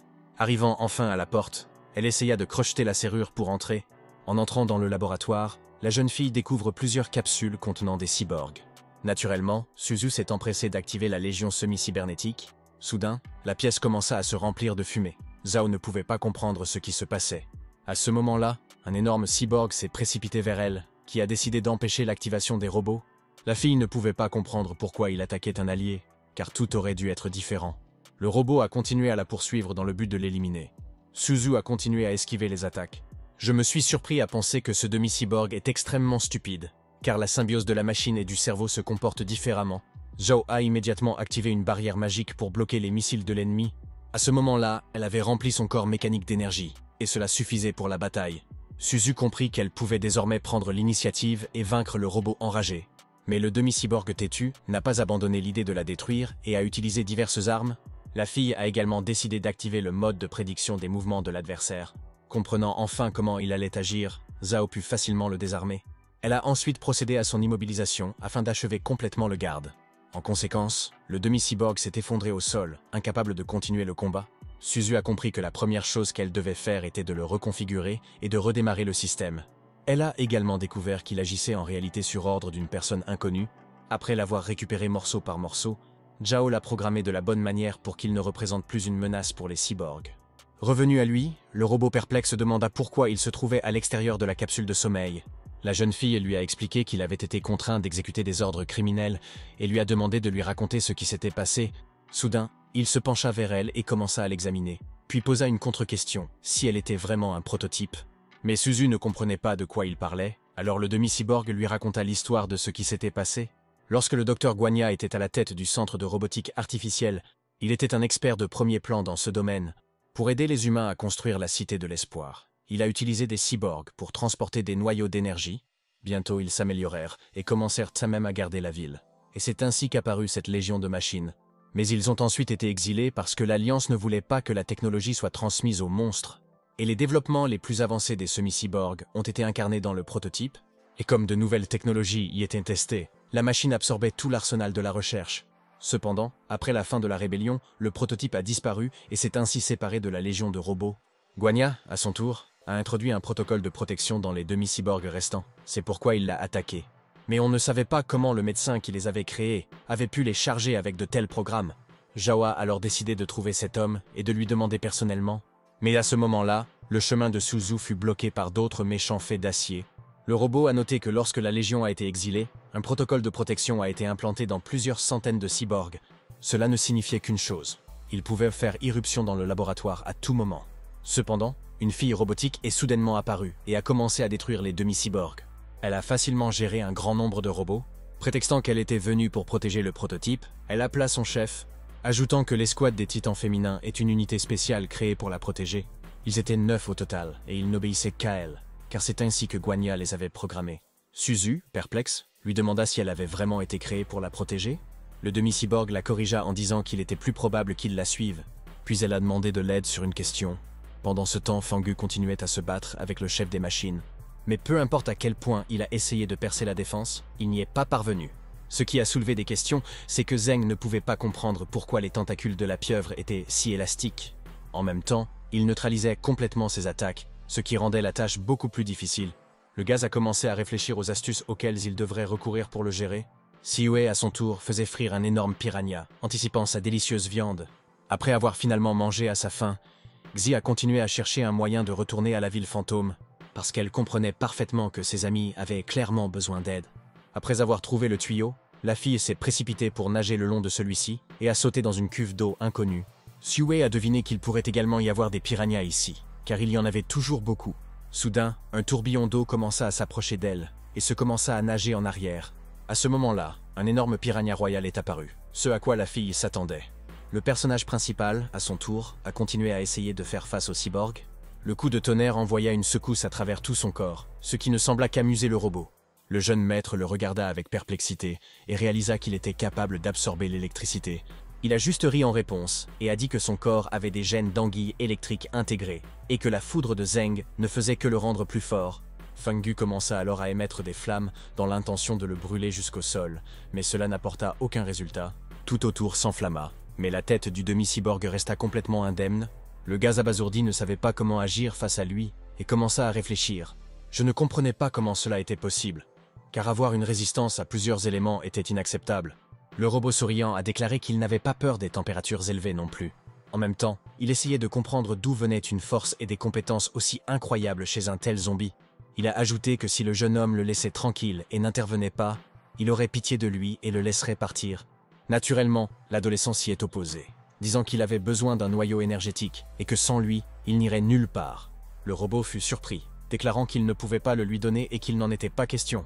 Zeng, à son tour, s'empressa de le convaincre du contraire avec l'aide de sa nouvelle capacité, après quoi, il commença à porter des coups écrasants sur le corps de la créature extrêmement sûre d'elle, ce qui a finalement fonctionné et le cyborg a réellement ressenti de la douleur, ce qui l'a beaucoup surpris.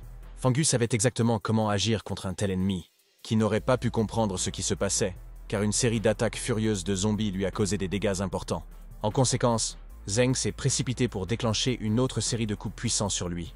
Le demi-cyborg perplexe continuait de se demander pourquoi le garçon avait autant de techniques différentes. À ce moment-là, Fangu transforma ses tentacules en un énorme marteau pour mettre fin à la bataille, mais soudain, Suzu est apparue et a immédiatement libéré sa chaîne. Après avoir attaché la masse de Zeng avec elle, elle l'a appelé à se calmer, et l'adolescent a été surpris. Zhao a une fois de plus exigé que son partenaire ne touche pas le Dr Guan, qui n'aurait pas pu croire que le premier modèle d'un semi-cyborg était devant lui. La jeune fille lui a alors demandé ce qui s'était réellement passé après l'expulsion. Le docteur commença à raconter l'histoire de la mutinerie et des actions qui suivirent, avec une grande tristesse. Le capitaine l'a informé que tous les cyborgs devaient être exilés pour empêcher les monstres de prendre le contrôle de leur technologie. Bien sûr, il a dû accepter, puisque les gens ont promis de soigner sa fille zombifiée. Il le regretta profondément plus tard. Mais le temps avait été perdu, et rien ne pouvait être changé. Guanya a donc décidé de diriger personnellement cette opération pour garantir un résultat sûr pour tous les robots. Le prototype a été immédiatement envoyé à la base de l'Alliance pour un démontage plus approfondi. Cependant, cette zone d'eau s'est avérée être un lieu d'exil pour lui et les autres cyborgs. Finalement, la pieuvre monstrueuse a avalé leur station. Et lorsque Guanya s'est réveillé, il a vu une scène horrible. Mais d'un autre côté, c'était précisément cette chance de survie dont il a profité. Bientôt, le docteur s'est transformé en semi-cyborg et s'est directement connecté au cœur du monstre muté. Il a mis une légion de robots en hibernation, après leur avoir implanté un protocole de protection, et puisque les gens ne pouvaient pas le pénétrer, il a donc négocié l'opportunité de soigner sa fille, mais on ne savait désormais pas quel serait son sort. Et l'apparition d'un zombie incroyable et d'un prototype le même jour contredit complètement la science. Puis le protagoniste a demandé s'il voulait quitter cet endroit pour voir sa fille. Naturellement, Guanya a répondu positivement, mais il ne savait pas comment se séparer de la pieuvre. De façon inattendue, Zhao, qui était confiante, s'est portée volontaire pour aider, affirmant qu'elle savait comment le faire. Il a ajouté qu'il fallait d'abord séparer le tissu central et isoler le noyau énergétique, puis connecter les prothèses mécaniques. Bientôt, elle réussit réellement à faire cela, ce que le docteur n'aurait jamais attendu d'un demi-cyborg. Une fois l'opération terminée, Guanya sauta de son siège et commença à s'examiner. Ne croyant pas avoir réussi, Suzu a également téléchargé toutes les données historiques afin d'être au courant des derniers événements, y compris des informations sur sa fille, que le professeur n'avait pas vues depuis tant d'années. Après avoir examiné les données disponibles sur Xiaofei, le vieil homme a presque fondu en larmes, réalisant que tout allait bien pour elle, mais le fait que les nouveaux membres de l'Alliance l'aient trompé a mis le docteur en colère. Il était furieux. Fangu lui a dit qu'il s'était installé dans la Cité de l'Espoir afin de porter un coup dur à la population. Guanya a demandé s'il voulait vraiment obtenir le noyau d'alimentation pour activer la légion de demi-cyborgs. Zeng a répondu positivement, puis le professeur a posé une question. L'adolescent a dit qu'il ferait tout son possible, et le médecin s'est immédiatement approché de lui et lui a murmuré quelque chose à l'oreille. Naturellement, cela ne plaisait pas à Suzu, qui se tenait sur le côté et essayait de comprendre de quoi il parlait. Tard dans la nuit, ils ont finalement commencé à mettre en œuvre leur plan. Au milieu des ruines d'une ville engloutie, une énorme pieuvre mutante a soudainement nagé. Bientôt, il les emmena dans l'un des bâtiments détruits, leur disant que c'était là qu'ils devraient leur dire au revoir. Zhao, perplexe, demanda pourquoi il ne voulait pas aller avec eux voir Fei.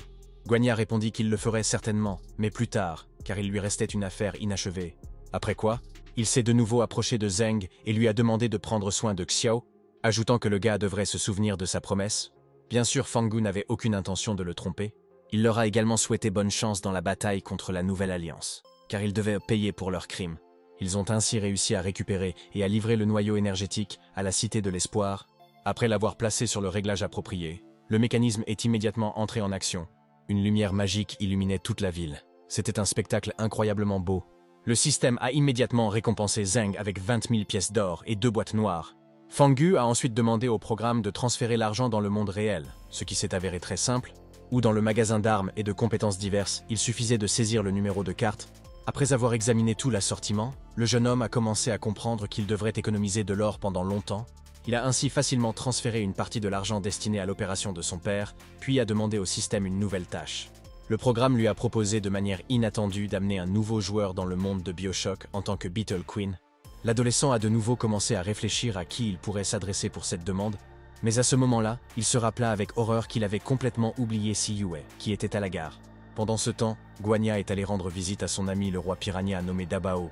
Cependant, il était déconcerté par l'étrange état du poisson, et au début, il n'y attachait pas beaucoup d'importance. Mais quand il a commencé à manger trop vite, cela a soulevé des questions dans l'esprit du professeur. Le médecin a alors décidé de s'assurer personnellement que tout allait bien pour lui, et a plongé sous l'eau. Mais après avoir nagé plusieurs centaines de mètres, il n'arrivait toujours pas à retrouver son ami. En le voyant enfin, Dabao commença à se comporter de manière extrêmement agressive, et Guanya, abasourdi, commença immédiatement à nager en arrière, mais soudain, il découvre que les piranhas ont été créés à partir des tentacules d'une fille inconnue. Supposant qu'elle était la personne de Zeng, le professeur a décidé de l'aider, mais comme Siyue avait mangé trop de poissons, elle était littéralement furieuse. En même temps, Guanya comprenait parfaitement qu'elle n'était pas une personne ordinaire, puisqu'elle était capable de gérer tous les piranhas, y compris Dabao. D'autres corps pensaient qu'elle pourrait lui être utile, mais il devait d'abord la calmer. À cette époque, Thunderclap, comme toujours, passait son temps libre entouré de beauté. à qui il était prêt à livrer le secret de l'évolution de nouveaux peuples, naturellement pas gratuitement. Les filles, à leur tour, ont été charmées par le jeune et fort garçon. Et il était également assez éloquent. Mais un instant plus tard, quelqu'un ouvrit la porte d'entrée de son laboratoire, et le jeune homme prit immédiatement une position de combat. À ce moment-là, Guanling a fait irruption et a immédiatement attaqué l'adolescent. Il fait comprendre qu'il n'est personne ici, et qu'il ne doit pas prétendre être un héros. Bien sûr, Thunderclap n'a même pas pensé à la contredire, car il comprenait parfaitement comment cela pouvait se terminer pour lui. Le garçon choqué bégaya et lui demanda pourquoi elle le cherchait. Elle a ajouté qu'elle aurait facilement pu entrer et demander une faveur. Mais l'un a dit que quelqu'un le cherchait. Un Guiyang en colère entra immédiatement dans la pièce et regarda son subordonné. Le gars a immédiatement commencé à le servir et a insisté sur le fait qu'il aurait pu venir lui-même. Le Ghost Sniper a dit que s'il échouait à nouveau à la mission, il n'y aurait plus de pitié. Un Grom stupéfait ne pouvait pas croire que Fanin n'avait pas terminé la mission, puisqu'elle était sa meilleure tueuse. Réalisant enfin la terrible vérité, il commença à dire que cela n'arriverait plus jamais. Mais Guiyang a déclaré qu'il buvait constamment et ne prenait pas son travail au sérieux, et que tout le monde en avait assez. Pendant ce temps, les monstres ordinaires mutent et ont désormais plusieurs dirigeants puissants. Cette fois, il a donc confié le leadership à Guangling, tandis que Xiaowo prendrait les joueurs de niveau intermédiaire pour nettoyer le repère des zombies. Il a également ordonné que le chef mutant soit capturé vivant pour des recherches plus approfondies. Yuting, à son tour, décida de se connecter au jeu. Elle craignait que Suzu et Siyue n'y soient pas apparus depuis longtemps, se retrouvant enfin dans la fascinante dimension virtuelle. Elle commença à explorer la zone. En parcourant des lieux familiers, les souvenirs revinrent en force, et Lin devint nostalgique. Soudain, elle se souvint de Fang, qui avait également abandonné BioShock il y a longtemps en raison de la maladie de son père. Soudain, elle entendit deux joueurs parler, et ils discutaient de Zeng. Après tout, il a dirigé les zombifiés et a évolué avec succès. Après quoi, il est devenu l'un des plus forts. En même temps, ils ont mentionné l'éveil de certaines capacités uniques. Mais pour cela, il était nécessaire de recevoir une lettre du système. Yutin a immédiatement décidé de vérifier son courrier et a effectivement trouvé un nouveau message.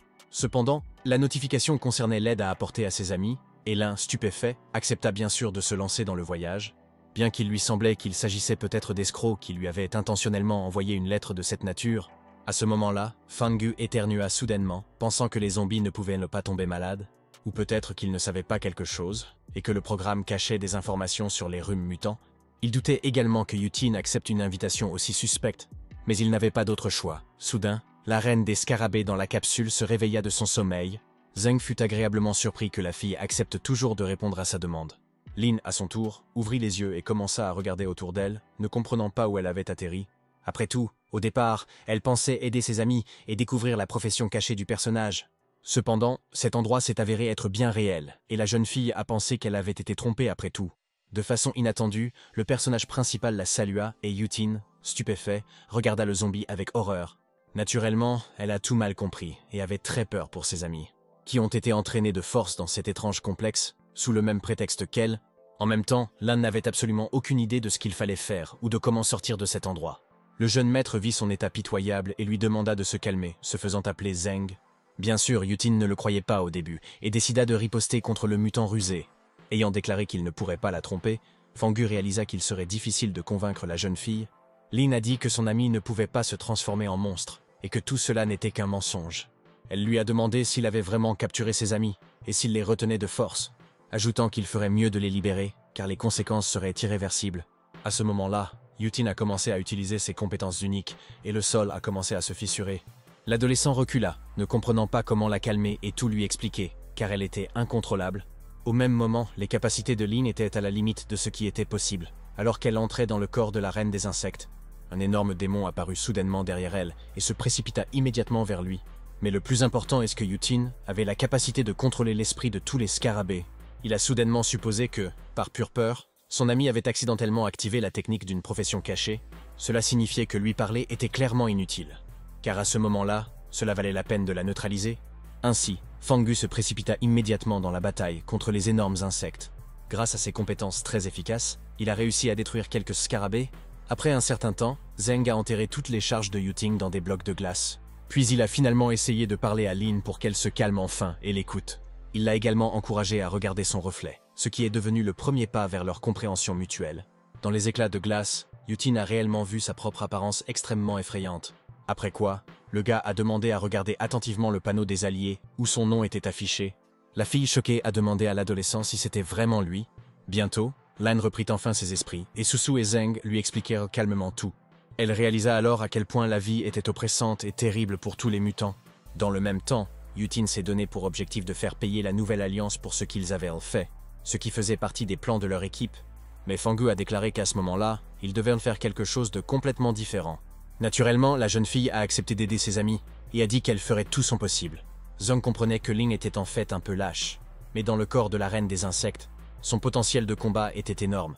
Et comme Zhao était occupé à construire la base, le jeune homme décida d'envoyer Yuting cultiver. Fangu a immédiatement demandé au système une récompense pour la tâche accomplie et une nouvelle mission. Le programme lui a immédiatement donné 15 000 pièces d'or. Après quoi, elle ordonna la destruction des extrêmement dangereux Xiaowo et Guangling qui s'approchaient d'eux. L'adolescent fut surpris par l'apparition de personnages aussi familiers. C'était une occasion de se venger de Wei. Dans ce contexte, il demanda à Susu de prendre en charge la construction de la ville et invita Yutin à l'accompagner. À ce moment-là, Lin a exhorté Lin Wei à prendre cette situation au sérieux, car leur existence était en jeu. Cependant, le frivole Xiaowo, comme toujours, a assuré que tout était en parfait ordre et sous son contrôle. Soudain, elle lui a demandé s'il savait exactement comment Feng Ying était morte, et l'expression de Wei a immédiatement changé. Il a dit qu'il était responsable de sa mort et qu'il se vengerait certainement des dirigeants mutants. Il a ajouté que s'ils échouaient, des renforts arriveraient de toute façon, mais Guan a noté que même eux ne les aideraient pas. Après tout, si la différence de force est énorme, ils n'auront qu'une seule chance. À ce moment-là, elle lui tendit une seringue avec un médicament inconnu. Ils ont dit que c'était une injection de rappel, mais que ça ne valait pas la peine de tout dépenser d'un coup, et ils ne connaissaient pas les effets secondaires. Naturellement, Lin Wei ne l'écouta pas et s'injecta immédiatement une seringue dans l'épaule. En conséquence, les veines de son visage se sont immédiatement gonflées, et ses yeux ont brillé de feu. Et après quelques secondes, il s'est complètement enflammé, ce à quoi on pouvait s'attendre avec cette injection. À ce moment-là, Xiue reprit soudainement conscience et ouvrit les yeux. Se trouvant dans un endroit inconnu, elle commença à regarder autour d'elle. Ne sachant pas où elle était, se souvint soudain de ses amis. Le docteur Guanya est immédiatement apparu sur l'écran en face d'elle et a salué le jeune talent. Déclarant qu'elle avait mangé trop de poissons mutés et qu'elle s'était évanouie, il a également signalé son état à Fang et aux autres. La fille écouta le professeur en silence, réalisant qu'elle avait encore fait une erreur. Le professeur a exhorté Xi à ne pas s'inquiéter à ce sujet, car elle avait un voyage culinaire devant elle. Il a ajouté qu'il lui avait préparé de nouveaux vêtements dans la chambre et qu'il l'attendait dans le laboratoire. Naturellement, elle ne fut que heureuse de cette tournure des événements et se rendit à Guanya. Après avoir nagé sous l'eau pendant plusieurs mètres, le médecin a remarqué qu'il s'agissait de l'abîme du Titan endormi. Ces ruines appartenaient également à une ancienne civilisation, et les peintures murales contenaient de nombreuses légendes. Cependant, lui-même était absolument sûr que tout cela n'était pas un conte de fées, mais une histoire vraie. Dans la fresque à leur gauche, ils ont trouvé des preuves que les humains possédaient depuis longtemps la technologie nucléaire. Et les noyaux énergétiques qu'ils ont réussi à trouver n'étaient qu'une petite partie, extraite des ruines. Mais en même temps, les peuples anciens ont longtemps cru à l'existence de puissances supérieures sous la forme de divers dieux. Plus précisément, leur divinité était une bête géante dormant dans les profondeurs de la terre. Les gens ont construit un temple sous-marin pour vénérer ce monstre, et l'ayant saturé d'énergie, il est tombé dans un profond sommeil. Les civilisations anciennes craignaient ces créatures, car elles possédaient un pouvoir incroyable, capable de faire s'effondrer les cieux et la terre. Sa force ne venait pas de ses talents de combattant, mais des gènes mutagènes qu'il portait en lui. Bientôt, ce virus a commencé à se propager et à se multiplier, mettant tout le monde en danger. Personne ne savait d'où venait ce fléau qui détruisait tant de vies. Mais tout le monde comprenait que c'était l'œuvre de monstres, parce que les guerres nucléaires n'ont pas provoqué de telles mutations, mais ont seulement réveillé des monstres. En conséquence, les démons furieux ont libéré leurs gènes mutagènes dans le monde entier. Ce qui se passait échappait au contrôle des gens, qui ne pouvaient que fuir. Mais si la source du virus peut être trouvée et étudiée, il pourrait être possible de guérir des millions de personnes et de redonner à Fei sa forme humaine. Cependant, le chemin du temple aux monstres est trop long et en chemin, ils rencontreront des monstres extrêmement dangereux. Soudain, Guanya regarda Xiue, qui, comme toujours, s'était trouvé un repas. À cet égard, il a exhorté la jeune fille à ne pas se laisser distraire par la nourriture, car cela pourrait entraîner des ennuis.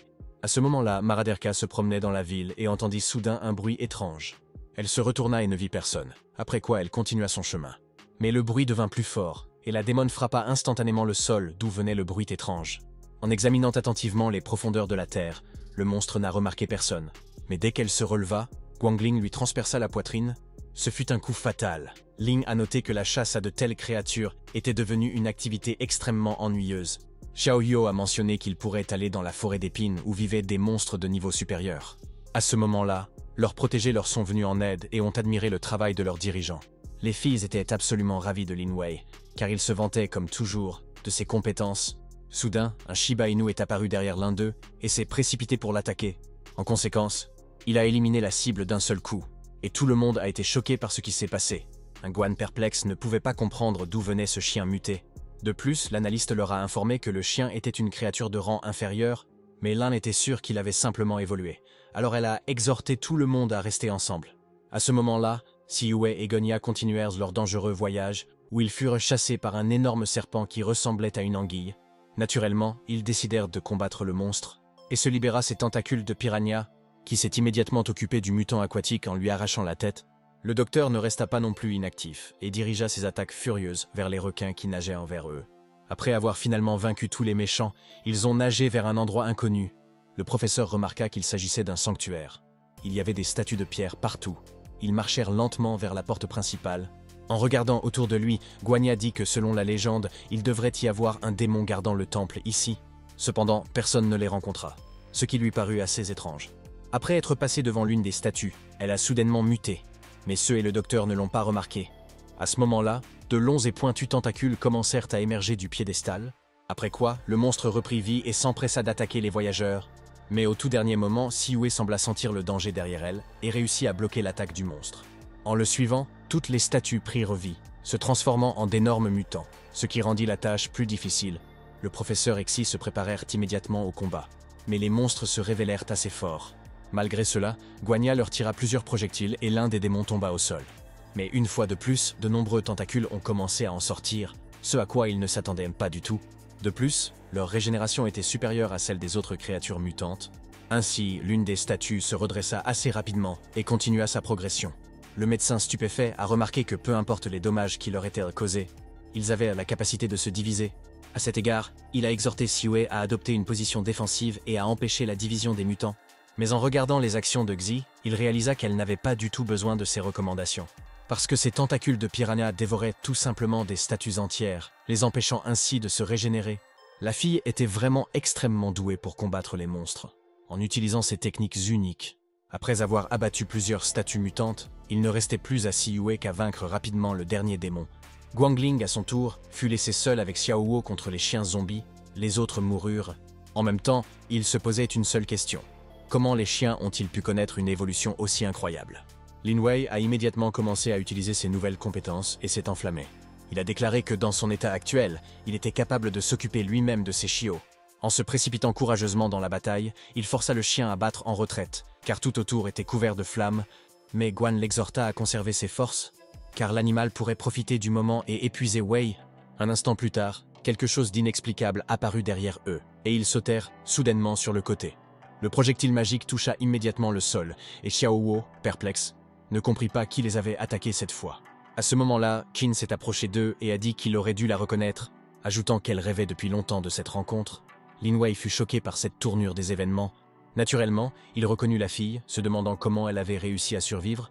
Xiaoho lui a demandé si elle aimait le nouveau look zombie. Qin a souri, après quoi elle dit que dans cet état, elle était capable de le mettre en pièces. Bien sûr, le jeune arrogant en douta et devint immédiatement furieux, notant qu'elle ne pouvait pas le gérer, car il avait acquis une force incroyable. Soudain, une petite démone descendit de l'épaule de Xin, et la fille dit qu'elle le tuerait pour le bien de son enfant. Même Guangling ne s'attendait pas à entendre cela, et encore moins Wei qui était choqué. Réalisant la tournure que la situation avait prise, l'âme prit immédiatement la fuite. Après avoir sauté sur le toit de la maison, elle ne comprenait toujours pas pourquoi les mutants étaient devenus si forts, mais soudain, T-09 lui bloqua le chemin, déclarant qu'elle ne pourrait pas s'échapper. Gan, extrêmement sûr de lui, a immédiatement pris le combat et a commencé à porter des coups écrasants. Cependant, la démone ne bougea même pas de sa place, se demandant si c'était tout ce dont elle était capable, après quoi T-09 l'a jetée au sol et a commencé à la battre brutalement. Mais à un certain moment, Lin a quand même réussi à échapper à son emprise et à sauter sur le côté. Réalisant à quel point elle était devenue une adversaire forte, il fallait donc la vaincre par ruse. De plus, Guangling s'est injecté une injection contre la rage et ses pouvoirs ont instantanément augmenté. Dans le même temps, son apparence a également changé de façon spectaculaire, avec des veines saillantes la couvrant de la tête aux pieds. La guerrière musclée a immédiatement commencé à rayonner une aura incroyable autour d'elle. T-09 n'a pas perdu de temps pour l'attaquer. Lane savait qu'elle était clairement un sujet de test, et avec sa force retrouvée, elle sera certainement capable de faire face à la femme zombifiée. C'est ce qui a commencé à se produire. Et Gwan a rapidement pris l'initiative. Le zombie ne pouvait que se défendre et n'avait aucune possibilité de contre-attaquer. En conséquence, elle s'est envolée jusqu'au bord du toit, ce dont Lin a décidé de profiter. Cependant, T-09 a soudainement bondi et a dit qu'elle était juste en train de s'échauffer. Et maintenant, la vraie bataille va commencer. Guanling, stupéfaite, ne comprenait pas ce qu'elle voulait dire. Plusieurs autres membres ont soudainement commencé à pousser sur son dos, ce qui a radicalement changé la situation. Quelques secondes plus tard, une démone à 6 bras apparut devant elle. L'un ne s'attendait pas à une telle transformation de sa part. En conséquence, Dali l'a attrapé par les bras et a commencé à lui asséner des coups écrasants. Il semblait que rien ne pouvait sauver Gwan, puisqu'elle ne pouvait rien faire pour s'opposer à elle. Après avoir battu la jeune fille sûre d'elle à de nombreuses reprises, elle a demandé à son patron quoi faire d'elle ensuite. Fangu, à son tour, la félicita pour son bon travail et ordonna qu'elle soit ramenée pour être interrogée. En même temps, il regrettait que tout se soit passé exactement de cette façon, car Yutin ne s'était même pas échauffé. Sachant que lorsque l'Alliance apprendra la perte de ses combattants, elle enverra évidemment des candidats plus forts. Cela signifiait qu'il devait se renseigner sur la situation au sein du clan humain. Guanya et Xi, à leur tour, continuèrent d'explorer le temple. Sue en avait assez d'un autre groupe de monstres, et le docteur essayait de discerner le mécanisme caché du sanctuaire. Mais soudain, la jeune fille se sentit mal et elle se leva aussitôt. Le professeur stupéfait ne comprenait pas ce qui lui était arrivé. Il ne pouvait qu'observer le comportement étrange de Xi et deviner ce qui se passait. Un instant plus tard, elle vomit une quantité abondante de sang, ce qui était extrêmement dégoûtant. Mais à ce moment précis, le mécanisme du temple s'est activé et des rayons magiques sont apparus partout. Tout autour trembla violemment et diverses décorations commencèrent à s'écarter. Ainsi, formant un passage secret, comme l'a déclaré Guanya, tout cela semblait extrêmement étrange. Mais il réalisa alors que pour ouvrir le tunnel secret, le génome du monstre était nécessaire, car il s'agissait d'un verrou génétique. Cependant, il ne pouvait que deviner où menait exactement ce passage secret. Finalement, se précipitant en avant, ils virent une image inimaginable où se trouvaient des dinosaures mutants qui se nourrissaient joyeusement de charognes de petits représentants de reptiles. Soudain, l'un d'eux a été attaqué par un monstre plus gros sous la forme d'un orang-outan. Après avoir tué le dinosaure, il a également commencé à se régaler de sa viande et a instantanément développé des ailes. À ce moment-là, il remarqua un rayon traversant le sanctuaire et atteignant les cieux. Sue et Gwan commencèrent à avancer le long de ce chemin. Tout cela semblait tout simplement irréel. Le professeur a suggéré qu'ils avaient découvert un monde souterrain plein d'habitants et de secrets. Soudain, ils entendirent de lourds pas derrière eux et, se retournant, virent un énorme singe. Le docteur stupéfait remarqua qu'il s'agissait d'un ancien mutant et qu'ils étaient entrés sur le territoire de l'antre du dieu. Il semblait qu'il ne s'attendait pas lui-même à voir quelque chose comme ça. Mais telle était la réalité. La courageuse Sue s'est immédiatement préparée au combat et a libéré ses tentacules. L'énorme orang-outan était également hostile et s'est dirigé vers elle. Soudain, il pointa sur elle ses grandes armes organiques, qui s'ouvrirent devant elle comme une fleur.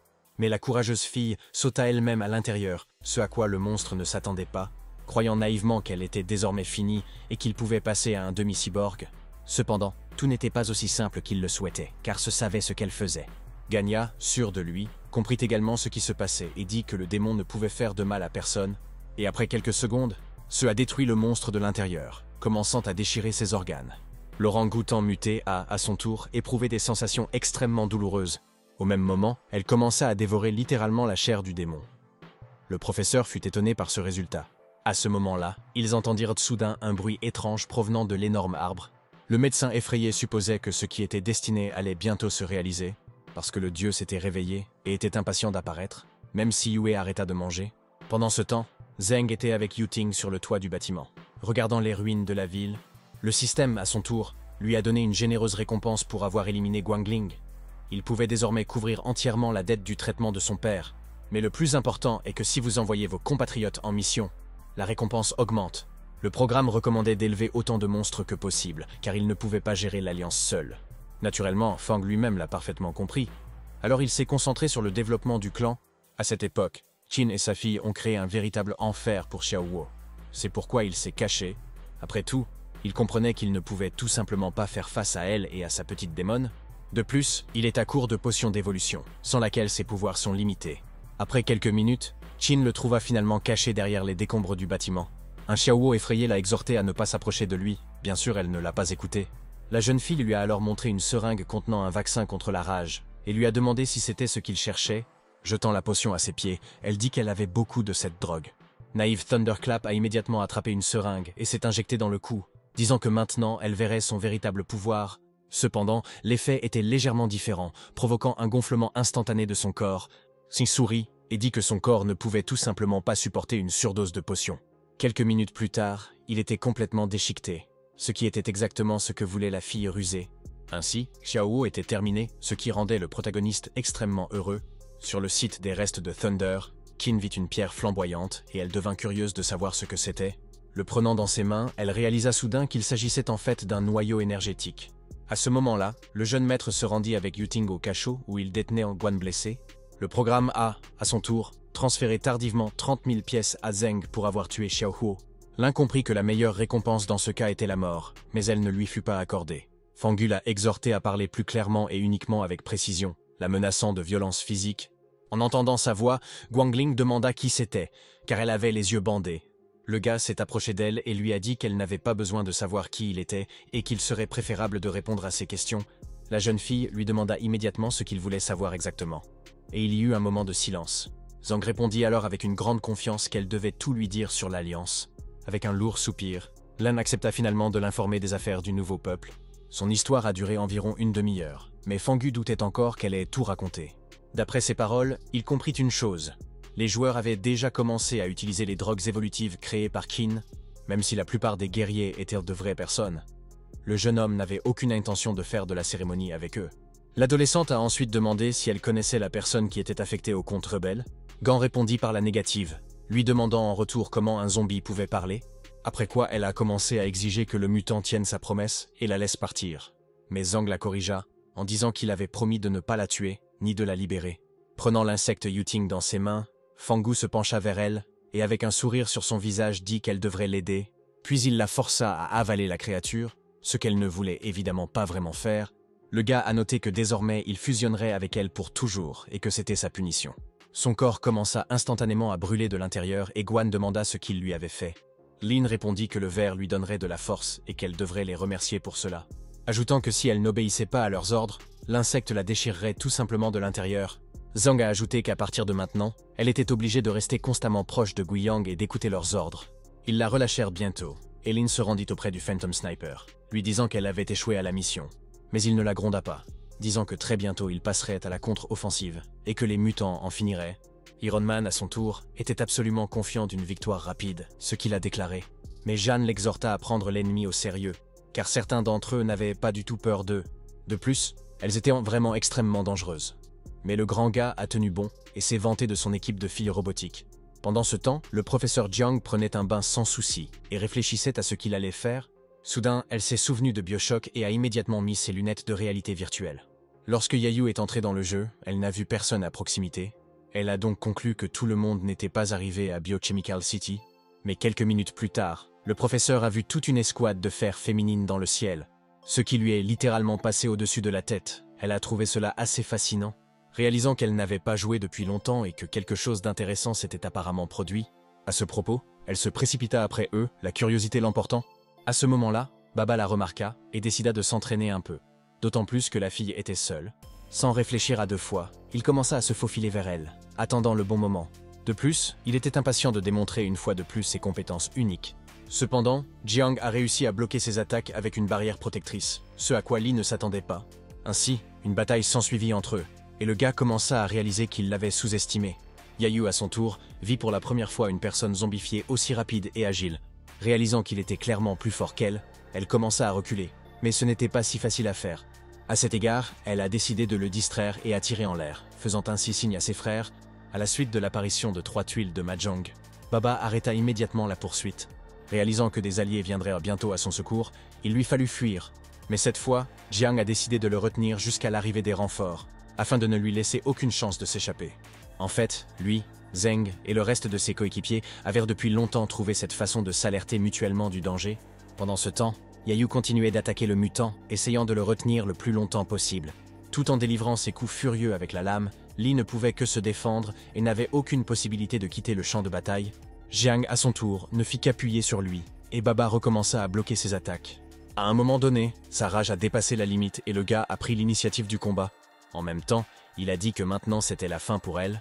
Le professeur abasourdi ne pouvait pas comprendre comment un zombie pouvait parler. Un instant plus tard, Li a percé le bouclier de Jiang et a bloqué sa lame, faisant reculer la fille. Après quoi il s'est précipité pour effectuer une série de coups écrasants. Yayu n'a pas pu suivre des mouvements aussi rapides. Baba lui demanda soudain de se rendre ou d'accepter sa mort. L'enseignante a commencé à comprendre qu'elle ne pouvait vraiment pas gérer ce grand gars. De plus, ses alliés n'étaient pas encore apparus, mais de manière inattendue, ils sont finalement arrivés. Le protagoniste a demandé à Li d'arrêter immédiatement, et Baba, perplexe, ne comprenait pas ce qui se passait. Jiang était complètement choqué par ce qui se passait, et sa seule chance de salut était de fuir. Mais le jeune maître a quand même essayé de la calmer, et de lui expliquer que le monde virtuel avait quelque peu changé. Bien sûr, Yayu ne l'a pas écouté et a frappé Fangu. Le jeune homme s'est immédiatement envolé. Puis, profitant de la situation, le professeur s'est empressé de quitter le jeu vidéo. Tout le monde commença à comprendre qu'il ne serait pas facile de convaincre Jiang, alors que les gens continuaient à courir dans la forêt. Dans le même temps, ils avaient l'intention de capturer autant de chefs mutants que possible. En quelques minutes, ils ont réussi à débarrasser la zone des monstres. Mais soudain, l'un des représentants de la nouvelle alliance sentit l'approche d'un autre démon. Après avoir esquivé l'attaque de T-07, elle a riposté, mais la fille a également esquivé les balles. Réalisant à quelle vitesse l'ennemi était, elle a commencé à utiliser toutes ses compétences. Le capitaine de division, à son tour, ne s'attendait pas à un zombifié aussi adroit, qui a soudainement dirigé ses rubans mortels dans sa direction, mais ils n'ont jamais atteint leur cible. En réponse, le guerrier du clan humain a visé une fois de plus. Elle a ensuite tiré avec une arme à énergie, mais T-07 a de nouveau échappé à l'explosion. Puis la fille s'est immédiatement envolée sur le côté avec l'aide de sa direction assistée. J'essayais de la garder à distance, car au corps à corps, elle représentait un grand danger. En utilisant ses décharges électriques, elle n'a pas non plus réussi à attraper le mutant agile. À cause de cela, elle a dû appeler des renforts, et en quelques minutes, de nouvelles personnes sont arrivées pour l'aider. Mais même avec une escouade entière, ils ne pouvaient pas vaincre l'insaisissable créature zombifiée. L'un des subordonnés a informé le capitaine que la plupart des monstres s'étaient enfuis au centre de la forêt. À ce moment, T-07 se précipita également vers la zone centrale du fourré de la forêt. Le peuple d'Éden commença à réaliser qu'elle essayait simplement de gagner du temps pour que sa meute puisse s'échapper. Naturellement, ils la suivirent, avec l'intention de détruire tous les mutants. Soudain, ils virent des demi-cyborgs voler vers eux, ce qui signala une nouvelle bataille. Le chef perplexe de la légion de robots féminins leur a demandé qui ils étaient. Suzu répondit avec une grande confiance qu'ils étaient ceux qui extermineraient volontiers l'Alliance, les poussant à commencer à échanger des tirs. Cependant, Zhao avait une arme secrète sous la forme d'un énorme aimant qui commença à retirer l'armure métallique de tous les guerriers. En conséquence, les gens ont perdu absolument toutes leurs armes et leur équipement, ce qui rendit impossible la poursuite du combat, ce qui était exactement ce que le rusé Suzu voulait. Pendant ce temps, le professeur continuait à prendre un bain tout en jouant à BioShock. Après quoi, elle a instantanément arraché ses lunettes de réalité virtuelle, ne comprenant pas ce qu'elles étaient. Jiang ne pouvait penser à rien d'autre qu'à l'étrange mutant qui voulait lui parler de quelque chose. En même temps, elle savait que les mises à jour du jeu étaient extrêmement fréquentes et que même les anciens joueurs ne pouvaient parfois pas les suivre. Le personnage principal était dans son laboratoire, réfléchissant à ce qui s'était passé. Le jeune maître a également pris en compte les données personnelles du comte, qui, logiquement, ne pouvaient pas être volées. De plus, le chef de l'Alliance s'est avéré extrêmement intraitable. Zheng a même douté qu'il s'agisse de son récit. À cet égard, Fang a décidé de se tourner vers Guangling pour obtenir de l'aide, car elle était récemment devenue son espionne.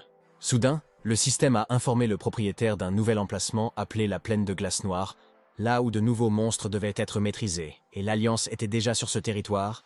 Et pour permettre aux joueurs de progresser davantage, le jeu a accéléré le processus de déverrouillage de nouvelles zones. Zheng comprenait que c'était en effet logique, mais il ne savait pas comment fonctionnait l'ouverture de ces zones. Le programme, à son tour, a commencé à lui montrer différentes signatures de zones. À ce moment-là, Sioué, comme toujours, appréciait de goûter un autre morceau de la charogne du monstre. Le professeur Guanya a simplement observé son appétit de côté et a été surpris. Ne comprenant pas comment autant de nourriture pouvait tenir dedans, une lueur verte apparut soudainement devant eux, se prépara instantanément au combat et déploya ses puissants tentacules. Mais le médecin l'a exhorté à se calmer, affirmant qu'il n'y avait aucune menace, ajoutant que ces dalles représentaient une sorte de carte du monde. Mais c'était la première fois qu'il voyait une zone mentionnant une plaine de glace noire. Siu ne se souciait que d'une chose. Y avait-il quelque chose de bon? Soudain, un tremblement de terre éclata. En levant les yeux, ils découvrirent toute une volée d'oiseaux inhabituels volant vers l'est. La fille a commencé à crier et le professeur Guanya l'a immédiatement tiré par la main, lui demandant de ne pas attirer l'attention. Cependant, ils ont quand même remarqué une lueur verte sur la carte et ont atterri instantanément. Il s'est avéré qu'il s'agissait de créatures inconnues semblables aux humains. Mais avec des ailes, elles ont vu l'activation de la plaine de glace noire. Ne comprenant pas qui avait fait cela, ils décidèrent de continuer leur chemin vers la cérémonie des anciens vrais dieux. Mais soudain, Les monstres entendirent du bruit derrière eux et commencèrent à regarder autour d'eux. Guanya et Xi se cachèrent derrière les buissons, observant ce qui se passait, espérant ne pas être découverts. Shin a dit que ces géants étaient clairement des descendants des anciens dieux et qu'ils avaient eu la chance de les voir. Cependant, à ce moment-là, il fut attrapé par un énorme garçon qui devint curieux de savoir qui il était. Siyue ne pouvait l'aider d'aucune façon et se contentait d'observer les actions du géant. Soudain, le garçon a demandé s'ils étaient vraiment des créatures de jeu de 7e niveau. Naturellement, il ne comprenait pas de quoi il s'agissait. Alors l'enfant a demandé à nouveau comment les gens arrivaient sur ce territoire. Finalement, Ce a essayé d'éloigner le docteur du garçon muté et a attrapé ses mains avec ses tentacules. Mais elle était incapable de les mordre, ce qui témoignait de la peau incroyablement épaisse de ces gens. Réalisant qu'il ne pouvait pas s'échapper, Guanya a exhorté Siyue à s'enfuir immédiatement et à le laisser ici. Mais le garçon a réussi à l'attraper aussi. Alors ils se sont tous les deux retrouvés en danger. Sentant une certaine odeur provenant de Xi, le jeune homme commença à lécher la fille. Elle parlait de la façon dont elle avait mangé du gardien de la justice, et il trouvait ça drôle. Soudain, un bruit fort commença à venir du côté, qu'il pouvait à peine supporter. Le garçon remarqua avec un sourire que leur corps était trop faible pour les vagues démoniaques. Puis, activant un portail inconnu, il y jeta le professeur Guan et Siyue, ajoutant qu'ils doivent retourner dans leur monde, mais qu'ils se rencontreront certainement. Quelques secondes plus tard, ils apparurent sur le territoire de la plaine de glace noire. Avec de la neige tout autour d'eux, le médecin s'est immédiatement précipité vers ceux et lui a demandé si tout allait bien pour elle. Au même moment, il remarqua que l'un des tentacules de la fille contenait la chair de ce garçon. Guanya lui a demandé si elle avait réussi à mordre une partie de son corps, et le jeune homme lui-même s'est dirigé vers la cérémonie, où absolument tous les présents ont scandé le nom de l'archiduc Abaddon. Le gars extrêmement souriant les a exhortés à saluer leur patron avec tous les honneurs. Pendant ce temps, les demi-cyborgs de Zhao continuèrent d'influencer les gens avec leurs aimants. Ce faisant, ils les ont complètement désarmés, laissant ainsi les squads en danger. Suzu s'est immédiatement rendue chez le capitaine et lui a dit qu'elle avait perdu. Bientôt, la nouvelle de la liquidation de la Légion de l'Alliance parvint à Ghost Sniper et Iron Man. Naturellement, ils étaient indignés à ce sujet. Et la lame sanguinaire jubilatoire déclara qu'ils auraient dû l'écouter. Après tout, s'ils avaient initialement donné les zombifiés à son équipe, ils auraient évité une telle honte. Iron Man était furieux et impatient de se battre, disant qu'il voulait depuis longtemps tester sa nouvelle armure. Blade, bien sûr, le soutenait, et seul Guiyang les suivait silencieusement. L'enseignante Zhang, à son tour, ne pouvait pas sortir de sa tête la rencontre soudaine avec l'étrange zombie. Elle était extrêmement curieuse de savoir exactement ce que le mutant voulait lui expliquer et comment il avait appris à parler en premier lieu.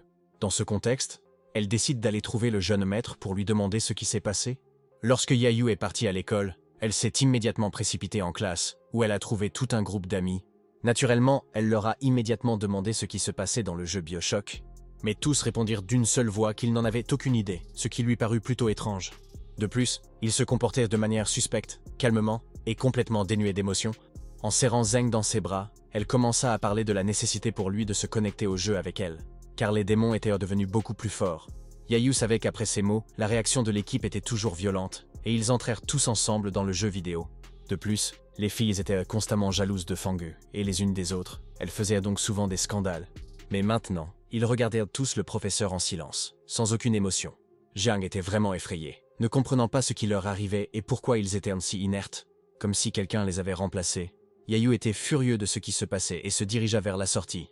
Le soir, elle s'est dépêchée de se connecter au jeu pour enfin trouver des réponses à ses questions. Cependant, lorsque l'enseignante est apparue dans la dimension du jeu, elle a trouvé son personnage dans un endroit inconnu. Soudain, Zhang lui parla et lui souhaita la bienvenue dans sa base. L'adolescent a déclaré que c'était son territoire, appelé la Cité de l'Espoir. Naturellement, comme prévu, Yayu a commencé à l'attaquer sans plus tarder. Cependant, Fangu n'a fait qu'esquiver les coups et n'a pas attaqué en réponse, l'appelant à se calmer et à l'écouter. Mais la jeune fille agitée a continué à se comporter de manière extrêmement agressive, et le jeune homme a de nouveau essayé de la calmer. Soudain, le professeur lui a demandé si l'état de ses amis était de son fait. Zheng a répondu que ce n'était pas si simple. Mais cela a suffi à Yayu pour qu'elle se méprenne et se précipite à nouveau vers lui avec son épée. Avec l'aide de ses puissants tentacules, Fangu bloqua tous ses coups de foudre. Zhang ne pouvait tout simplement rien faire pour lui résister, ou même lui faire du mal, ce à quoi elle ne s'attendait pas de la part d'un zombie. Mais elle n'avait aucune intention d'abandonner. Se jetant courageusement dans la bataille, Zheng esquiva toujours ses attaques furieuses, réalisant que si les choses continuaient comme ça, sa base serait complètement détruite. À un certain moment, il a finalement réussi à chronométrer et à attacher Yayu avec ses tentacules, après quoi le jeune homme s'empressa de déclarer qu'il était son élève nommé Fangu. Surpris, Jiang lui demanda pourquoi il ne l'avait pas dit tout de suite, et Zheng répondit qu'elle ne lui en avait pas donné l'opportunité. Elle avait beaucoup de questions sur la raison pour laquelle il était devenu zombifié, et quand cette possibilité est apparue dans le jeu, Yutin a immédiatement salué le professeur. Yayu était tout simplement choquée, parce que Ling avait vraiment beaucoup changé et était littéralement suspendu au plafond. Elle sauta alors au sol et confirma les paroles de l'adolescent selon lesquelles ils étaient désormais des mutants. Bientôt, ils ont enfin eu l'occasion de raconter la longue histoire de la façon dont cela s'est produit. Zheng a également déclaré que le système lui avait confié la tâche d'inviter un nouveau membre dans son équipe. Bien sûr, l'enseignante Yayu a accepté d'aider ses amis, car c'est exactement pour cela qu'elle est venue. Après un court laps de temps, Jiang est apparu à tout le monde sous une image complètement différente, après quoi ils se lancèrent finalement dans un long voyage, où il fallut détruire la nouvelle alliance. Ce qui s'est avéré être une organisation criminelle, mais peu de gens l'avaient deviné. Mais avant cela, Fangu a décidé de montrer à Yayu leur domaine, commençant à l'emmener dans des endroits incroyablement beaux. Soudain, Baba se précipita vers ses amis pour les informer de l'invasion humaine. Après lui, Bloodthirsty Blade est apparu et a demandé à Zheng s'il était le chef des zombies. Au même moment, elle neutralisa Li d'un seul coup, et le gars prit instantanément une position horizontale. Le protagoniste n'a pas eu le temps de lui répondre avant que le reste des représentants de l'Alliance ne viennent soudainement à son secours. Iron Man a immédiatement commencé à émettre ses rayons laser, détruisant tout autour de lui. Blade, à son tour, a décidé de traiter avec le jeune dirigeant des monstres, dans l'intention d'obtenir sa tête. Zheng sourit et répondit qu'elle n'avait clairement pas la force de le faire. Son équipe s'est également préparée à la bataille, Yuting et Jiang se sont immédiatement séparés. Après quoi Yayu lança une attaque, quelque chose à laquelle Bloodthirsty Blade ne s'attendait pas. Au même moment, Jiang se déplaçait assez rapidement et la fille ne pouvait tout simplement pas la suivre. En conséquence, elle a commencé à balancer ses épées, espérant la frapper. Cependant, au dernier moment, le professeur a réussi à récupérer Baba et à l'emmener dans un endroit sûr. Cela a naturellement rendu furieux son adversaire, qui a été momentanément distrait de la bataille avec Fangu. Mais ensuite, elle se jeta à nouveau sur lui avec des attaques furieuses de ses lames. Mais Zhang bloqua facilement ses efforts et réduisit tous les coups à néant, ce qui surprit le guerrier. Au même moment, l'adolescent demanda à Yutin de guérir Baba afin qu'il puisse les aider dans le combat contre le peuple. Lin libéra instantanément son escargot de guérison, qui se dirigea immédiatement vers Li.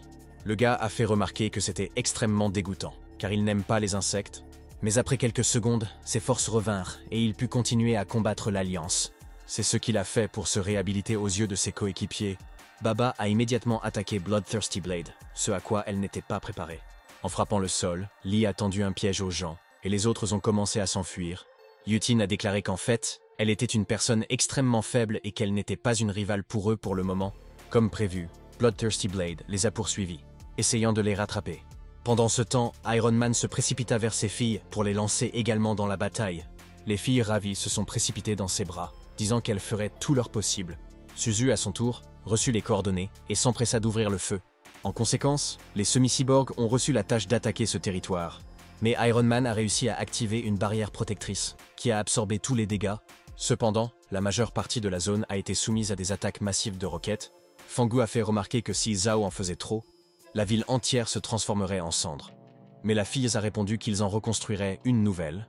Après quoi, elle s'est à nouveau précipitée vers les serviteurs de l'Alliance pour soulager leurs souffrances. Contre toute attente, plusieurs représentants de la race criminelle ont néanmoins fait leur apparition derrière eux, mais le professeur Jiang est arrivé à la rescousse à temps et a neutralisé la menace. Lin a immédiatement commencé à invoquer ces monstres afin qu'ils les aident également dans la bataille contre les gens. Un instant plus tard, un essaim de mouches est apparu et s'est dirigé vers le clan de l'Alliance. À chaque minute qui passait, leur nombre ne faisait qu'augmenter, ce qui augmentait leur chance de gagner. À ce moment-là, le docteur Guanya alluma un feu et fit ainsi halte. Il plaça la progéniture donnée par le démon dans une fiole et l'examina pendant longtemps. Sue a trouvé de la nouvelle nourriture, mais cette fois, elle ne l'a pas aimée, ce qui était surprenant, parce que la fille dévorait généralement absolument tout et n'était jamais exigeante à ce sujet. Quelques minutes plus tard, un énorme roi loup de glace s'est approché d'eux. Ressentant une terrible faim, se précipita immédiatement vers le monstre pour récupérer sa viande. Guanya, stupéfait, a fait remarquer qu'ils étaient là pour la première fois et qu'ils ne devaient pas agir de manière imprudente. Mais Sue ne l'écouta pas et dirigea ses puissants tentacules vers le monstre, mais ils ne purent rien lui faire. À un moment donné, le loup mordit une partie d'eux, ce qui est devenu un véritable problème pour eux, car ils n'avaient pas d'armes spéciales. Pendant ce temps, tout un troupeau d'animaux de glace s'est approché d'eux, ce à quoi ils ne s'attendaient pas du tout. Sue a continué à frapper, mais en vain, alors elle a élaboré un autre plan. En enveloppant l'un d'eux dans des tentacules, elle l'exposa à l'attaque d'une autre bête. Ainsi, le loup a rongé la gorge de son compatriote, ce que Sue voulait, qui a même réussi à se régaler de la viande exquise des créatures du gel. Yutin, à son tour, a continué à lancer des mouches extrêmement dangereuses sur les gens. Leurs morsures venimeuses étaient assez visibles et difficiles à résister. Parce qu'ils étaient très nombreux, qu'ils avaient une vitesse décente et qu'ils étaient également de petite taille, plusieurs dizaines d'insectes se dirigent vers Iron Man. Il a immédiatement commencé à leur tirer dessus avec son lance-flamme, émettant du feu. La plupart d'entre eux se sont transformés en cendres. Cependant, d'autres attaquèrent encore la brute. Mais ils furent incapables de mordre à travers une armure aussi épaisse. Lin savait qu'il était grand temps qu'il soit mis à niveau pour pouvoir gérer de tels géants. À ce moment-là, sa subordonnée a couru vers lui et lui a demandé de l'aide, car elle était poursuivie par des mouches, mais il exigea qu'elle ne s'approche pas de lui, car en agissant ainsi, il lui ferait du mal aussi. Naturellement, elle ne l'a pas écouté et Iron Man l'a réduite en cendres avec les insectes. Cependant, le nombre de coléoptères continuait d'augmenter et il ne comprenait pas comment les gérer. En même temps, il continuait à brûler ses filles avec les monstres avec un calme absolu. Il prétendit que c'était une mesure nécessaire et qu'il ne pouvait pas agir autrement, puisque la Légion lui avait désobéi. Pendant ce temps, Baba se précipita vers la lame sanguinaire, avec l'intention de s'occuper enfin d'elle. Les guerriers de l'Alliance ont commencé à comprendre qu'à ce rythme-là, ils ne survivraient vraiment pas. Lee a noté qu'elle ne pouvait frapper que par derrière, car elle ne pouvait pas résister à une collision frontale. Elle-même comprenait parfaitement qu'elle ne pourrait pas lui faire face si personne ne la remplaçait. Mais les mutants tuaient sans pitié des gens, et il n'y avait nulle part où attendre de l'aide. Soudain, la fille blessée apparut juste à ses pieds. Cela prouva une fois de plus qu'il ne serait pas capable de vaincre des monstres aussi dangereux. Baba se jeta à nouveau sur elle, lui assénant des coups écrasants, la forçant à se rendre, mais Bloody Blade n'avait aucune intention de le faire, et s'est dépêché de bloquer ses attaques. Même si c'était assez difficile à faire, car Lee possédait une force incroyable. Elle a alors eu recours à la potion d'évolution, qui est devenue sa seule chance de salut. Un instant plus tard, elle mordit dans l'ampoule et en absorba ainsi le contenu. L'effet fut immédiat, ses veines sur tout son corps commencèrent à gonfler, indiquant une incroyable poussée de force. Bloodthirsty Blade esquissa un sourire et dit qu'elle était maintenant prête pour la bataille. Baba réalisa que désormais, il lui serait vraiment plus difficile de résister à ses coups. Elle a ensuite pointé ses épées vers la pierre Lee, qui avait du mal à bloquer les attaques. Réalisant qu'il ne pouvait pas la gérer, car elle était devenue beaucoup plus forte. Sentant son avantage, Bloodthirsty Blade s'empressa de l'achever. Mais au moment le plus crucial, le jeune dirigeant des mutants est apparu de manière inattendue. Fangu réprima instantanément le pouvoir inimaginable de la femme enragée. Ce faisant, il a utilisé le pouvoir du gel, et l'épée du guerrier s'est retrouvée coincée dans un bloc de glace. Ce faisant, il l'a forcé à fuir le champ de bataille, sans son arme unique. Zeng a également ordonné à ses coéquipiers de ne pas poursuivre les personnes qui s'échappaient. Iron Man a continué à devenir fou et à tout détruire avec ses armes enflammées. Voyant cela, Bloodthirsty Blade s'est immédiatement précipité vers lui et lui a demandé d'arrêter, proposer un plan d'action légèrement différent pour en finir ensemble avec le Seigneur Démon. Mais constatant qu'il ne restait pratiquement plus personne de l'Alliance à part eux, ils décidèrent de se retirer complètement. Décollant enfin dans les airs, ils se précipitèrent vers la base pour tout rapporter au patron. Zhang a demandé à Fang si elle devait les arrêter, mais Zeng, à sa grande surprise, a refusé de le faire. Ils ont déclaré qu'ils avaient peur et que cela suffirait à restaurer temporairement leur force. Ce faisant, il a dû dépenser 200 000 pièces d'or pour reconstruire le repère des zombies. Soudain, le programme l'a informé que Sue était dans la vallée de glace noire. Elle a même réussi à vaincre le roi loup, et le système l'a récompensé avec de l'or. Susu a immédiatement signalé que Guanya lui avait envoyé les coordonnées. À cet égard, Fang a exhorté Yutin à rester à la base et à attendre une nouvelle attaque de la part des membres de l'Alliance. Il décida lui-même de partir en voyage auprès de Xie et du docteur, emmenant Jiang et Zhao avec lui dans son voyage. Le professeur, à son tour, ne pouvait pas comprendre s'il avait réussi à envoyer un signal aux alliés ou non. En raison de graves interférences radio, il était tout simplement impossible de suivre cette trace. Sue sentit soudain un arôme délicieux et le rapporta au docteur Guan, qui fut obligé de la suivre. Ils atteignirent ainsi la colonie de la tribu des Titans du Bouclier des Neiges. À ce moment-là, le personnage principal et son équipe s'approchaient du territoire glacé de la plaine sombre. Alors que la servante de Suzu les livrait assez rapidement, le professeur s'inquiétait pour ceux, parce qu'il n'y avait personne pour la protéger à part le professeur. Mais le jeune dirigeant zombie était sûr qu'elle allait bien. Après tout, le système l'informait régulièrement que Siyue avait acquis une nouvelle compétence. Elle a survécu dans la nature mieux que des escouades entières. Il n'y avait donc aucune raison de s'inquiéter pour elle. Soudain, le programme a alerté Zhao de l'approche d'une tempête de neige, qu'il devait attendre à l'abri. Cependant, Fangu a déclaré qu'il était trop tard pour battre en retraite, et qu'ils devraient continuer leur chemin. Mais à ce moment précis, ils tombèrent soudainement à travers la glace dans une grotte inconnue. C'était comme s'ils tombaient littéralement dans l'abîme, car le vol était trop long. En conséquence, l'atterrissage aurait clairement pu être extrêmement douloureux, et Zeng s'est immédiatement recroquevillé avec son équipe dans un cocon. Pendant le vol, ils ont heurté à plusieurs reprises des rochers glacés, ce qui n'était pas très agréable non plus. De plus, il est vite devenu évident qu'il n'avait tout simplement pas assez d'oxygène, ce qui est devenu un problème. L'adolescent commença à réfléchir à ce qu'il fallait faire dans cette situation et sentit quelque chose de doux derrière son dos. En se retournant, il remarqua qu'il était allongé sur le professeur Yayu. Après avoir demandé pardon au professeur, il a immédiatement retiré sa main de sa cuisse, après quoi Fangu essaya de descendre d'elle. Mais elle était tellement à l'étroit dans le cocon que c'était impossible. À un certain moment, Suzu a commencé à se sentir étourdi, ce qui est devenu un autre problème. Soudain, ils se retrouvèrent à nouveau sur un terrain rocheux, et les filles pressèrent Zeng des deux côtés. Après quelques minutes, ils ont finalement atterri dans un endroit inconnu, où il y avait également un froid extrême et de la neige partout. Le système a immédiatement informé le propriétaire qu'il était entré dans le territoire secret de la plaine de glace. L'adolescent a décidé de l'utiliser pour en apprendre le plus possible sur cet endroit. Mais le programme ne lui a pas offert cette opportunité. Mais en même temps, elle lui a donné une autre tâche, qui était de soumettre une tribu entière et de devenir leur chef. Soudain, Jiang pressa son oreille contre le sol et entendit des pas lourds, qu'elle rapporta au chef du clan. Fangu est ensuite monté sur l'énorme robot Susu pour découvrir ce qui les attendait. Il avait également l'intention de tester la nouvelle capacité que Siyue lui avait donnée en tuant le roi loup. Au loin, il découvrit une tribu inconnue, vêtue de peaux d'animaux. Mais Zhao a dit qu'ils étaient en fait des géants, et qu'ils n'avaient clairement aucune bonne intention lorsqu'ils se sont précipités vers eux. Elle leur suggéra alors de se réfugier dans la grotte, mais Zeng s'y opposa, disant qu'ils ne feraient pas cela. Pendant ce temps, les énormes filles continuèrent de courir vers elle. Fangu se figea sur place. Le jeune homme avait l'intention de vaincre les géants afin de remplir enfin la mission du système. Après avoir commencé à frapper les voyous, il n'a pas pu leur faire de mal. De plus, ils ne lui ont prêté aucune attention. Le personnage principal était indigné par ce qui se passait et ne comprenait pas où il allait. Après avoir couru un peu plus loin, ils furent soudainement attaqués par d'autres joueurs qui commencèrent à exterminer les géants. Ainsi, un véritable hachoir à viande a commencé. Mais les géants semblaient être sous une sorte d'hypnose. Parce qu'ils n'ont pas répondu aux voyous et ont continué à avancer dans une direction inconnue, alors Fangu, enragé, décida de donner une leçon aux gens trop confiants de l'Alliance. Un instant plus tard, plusieurs serviteurs de la guilde humaine tombèrent entre ses mains. Eux, à leur tour, ne pouvaient tout simplement rien faire contre un Zeng aussi fort. À ce moment-là, une femme énorme s'approcha de lui. C'était le chef de la tribu des Nains des Neiges nommé Amir. Elle remercia son sauveur, mais refusa de s'incliner devant lui. Expliquant qu'il était le représentant d'un autre genre, le garçon perplexe demanda si le plus fort devenait vraiment le leader. Amir commença à lui raconter une histoire sur le jour où un invité non invité était venu chez eux et avait mangé toutes les provisions de nourriture. Ils partirent alors à la recherche de provisions et tombèrent sur un clan de personnes inhabituelles. Fangu supposait qu'elle parlait de Siyue, qui volait toujours de la nourriture partout où elle allait.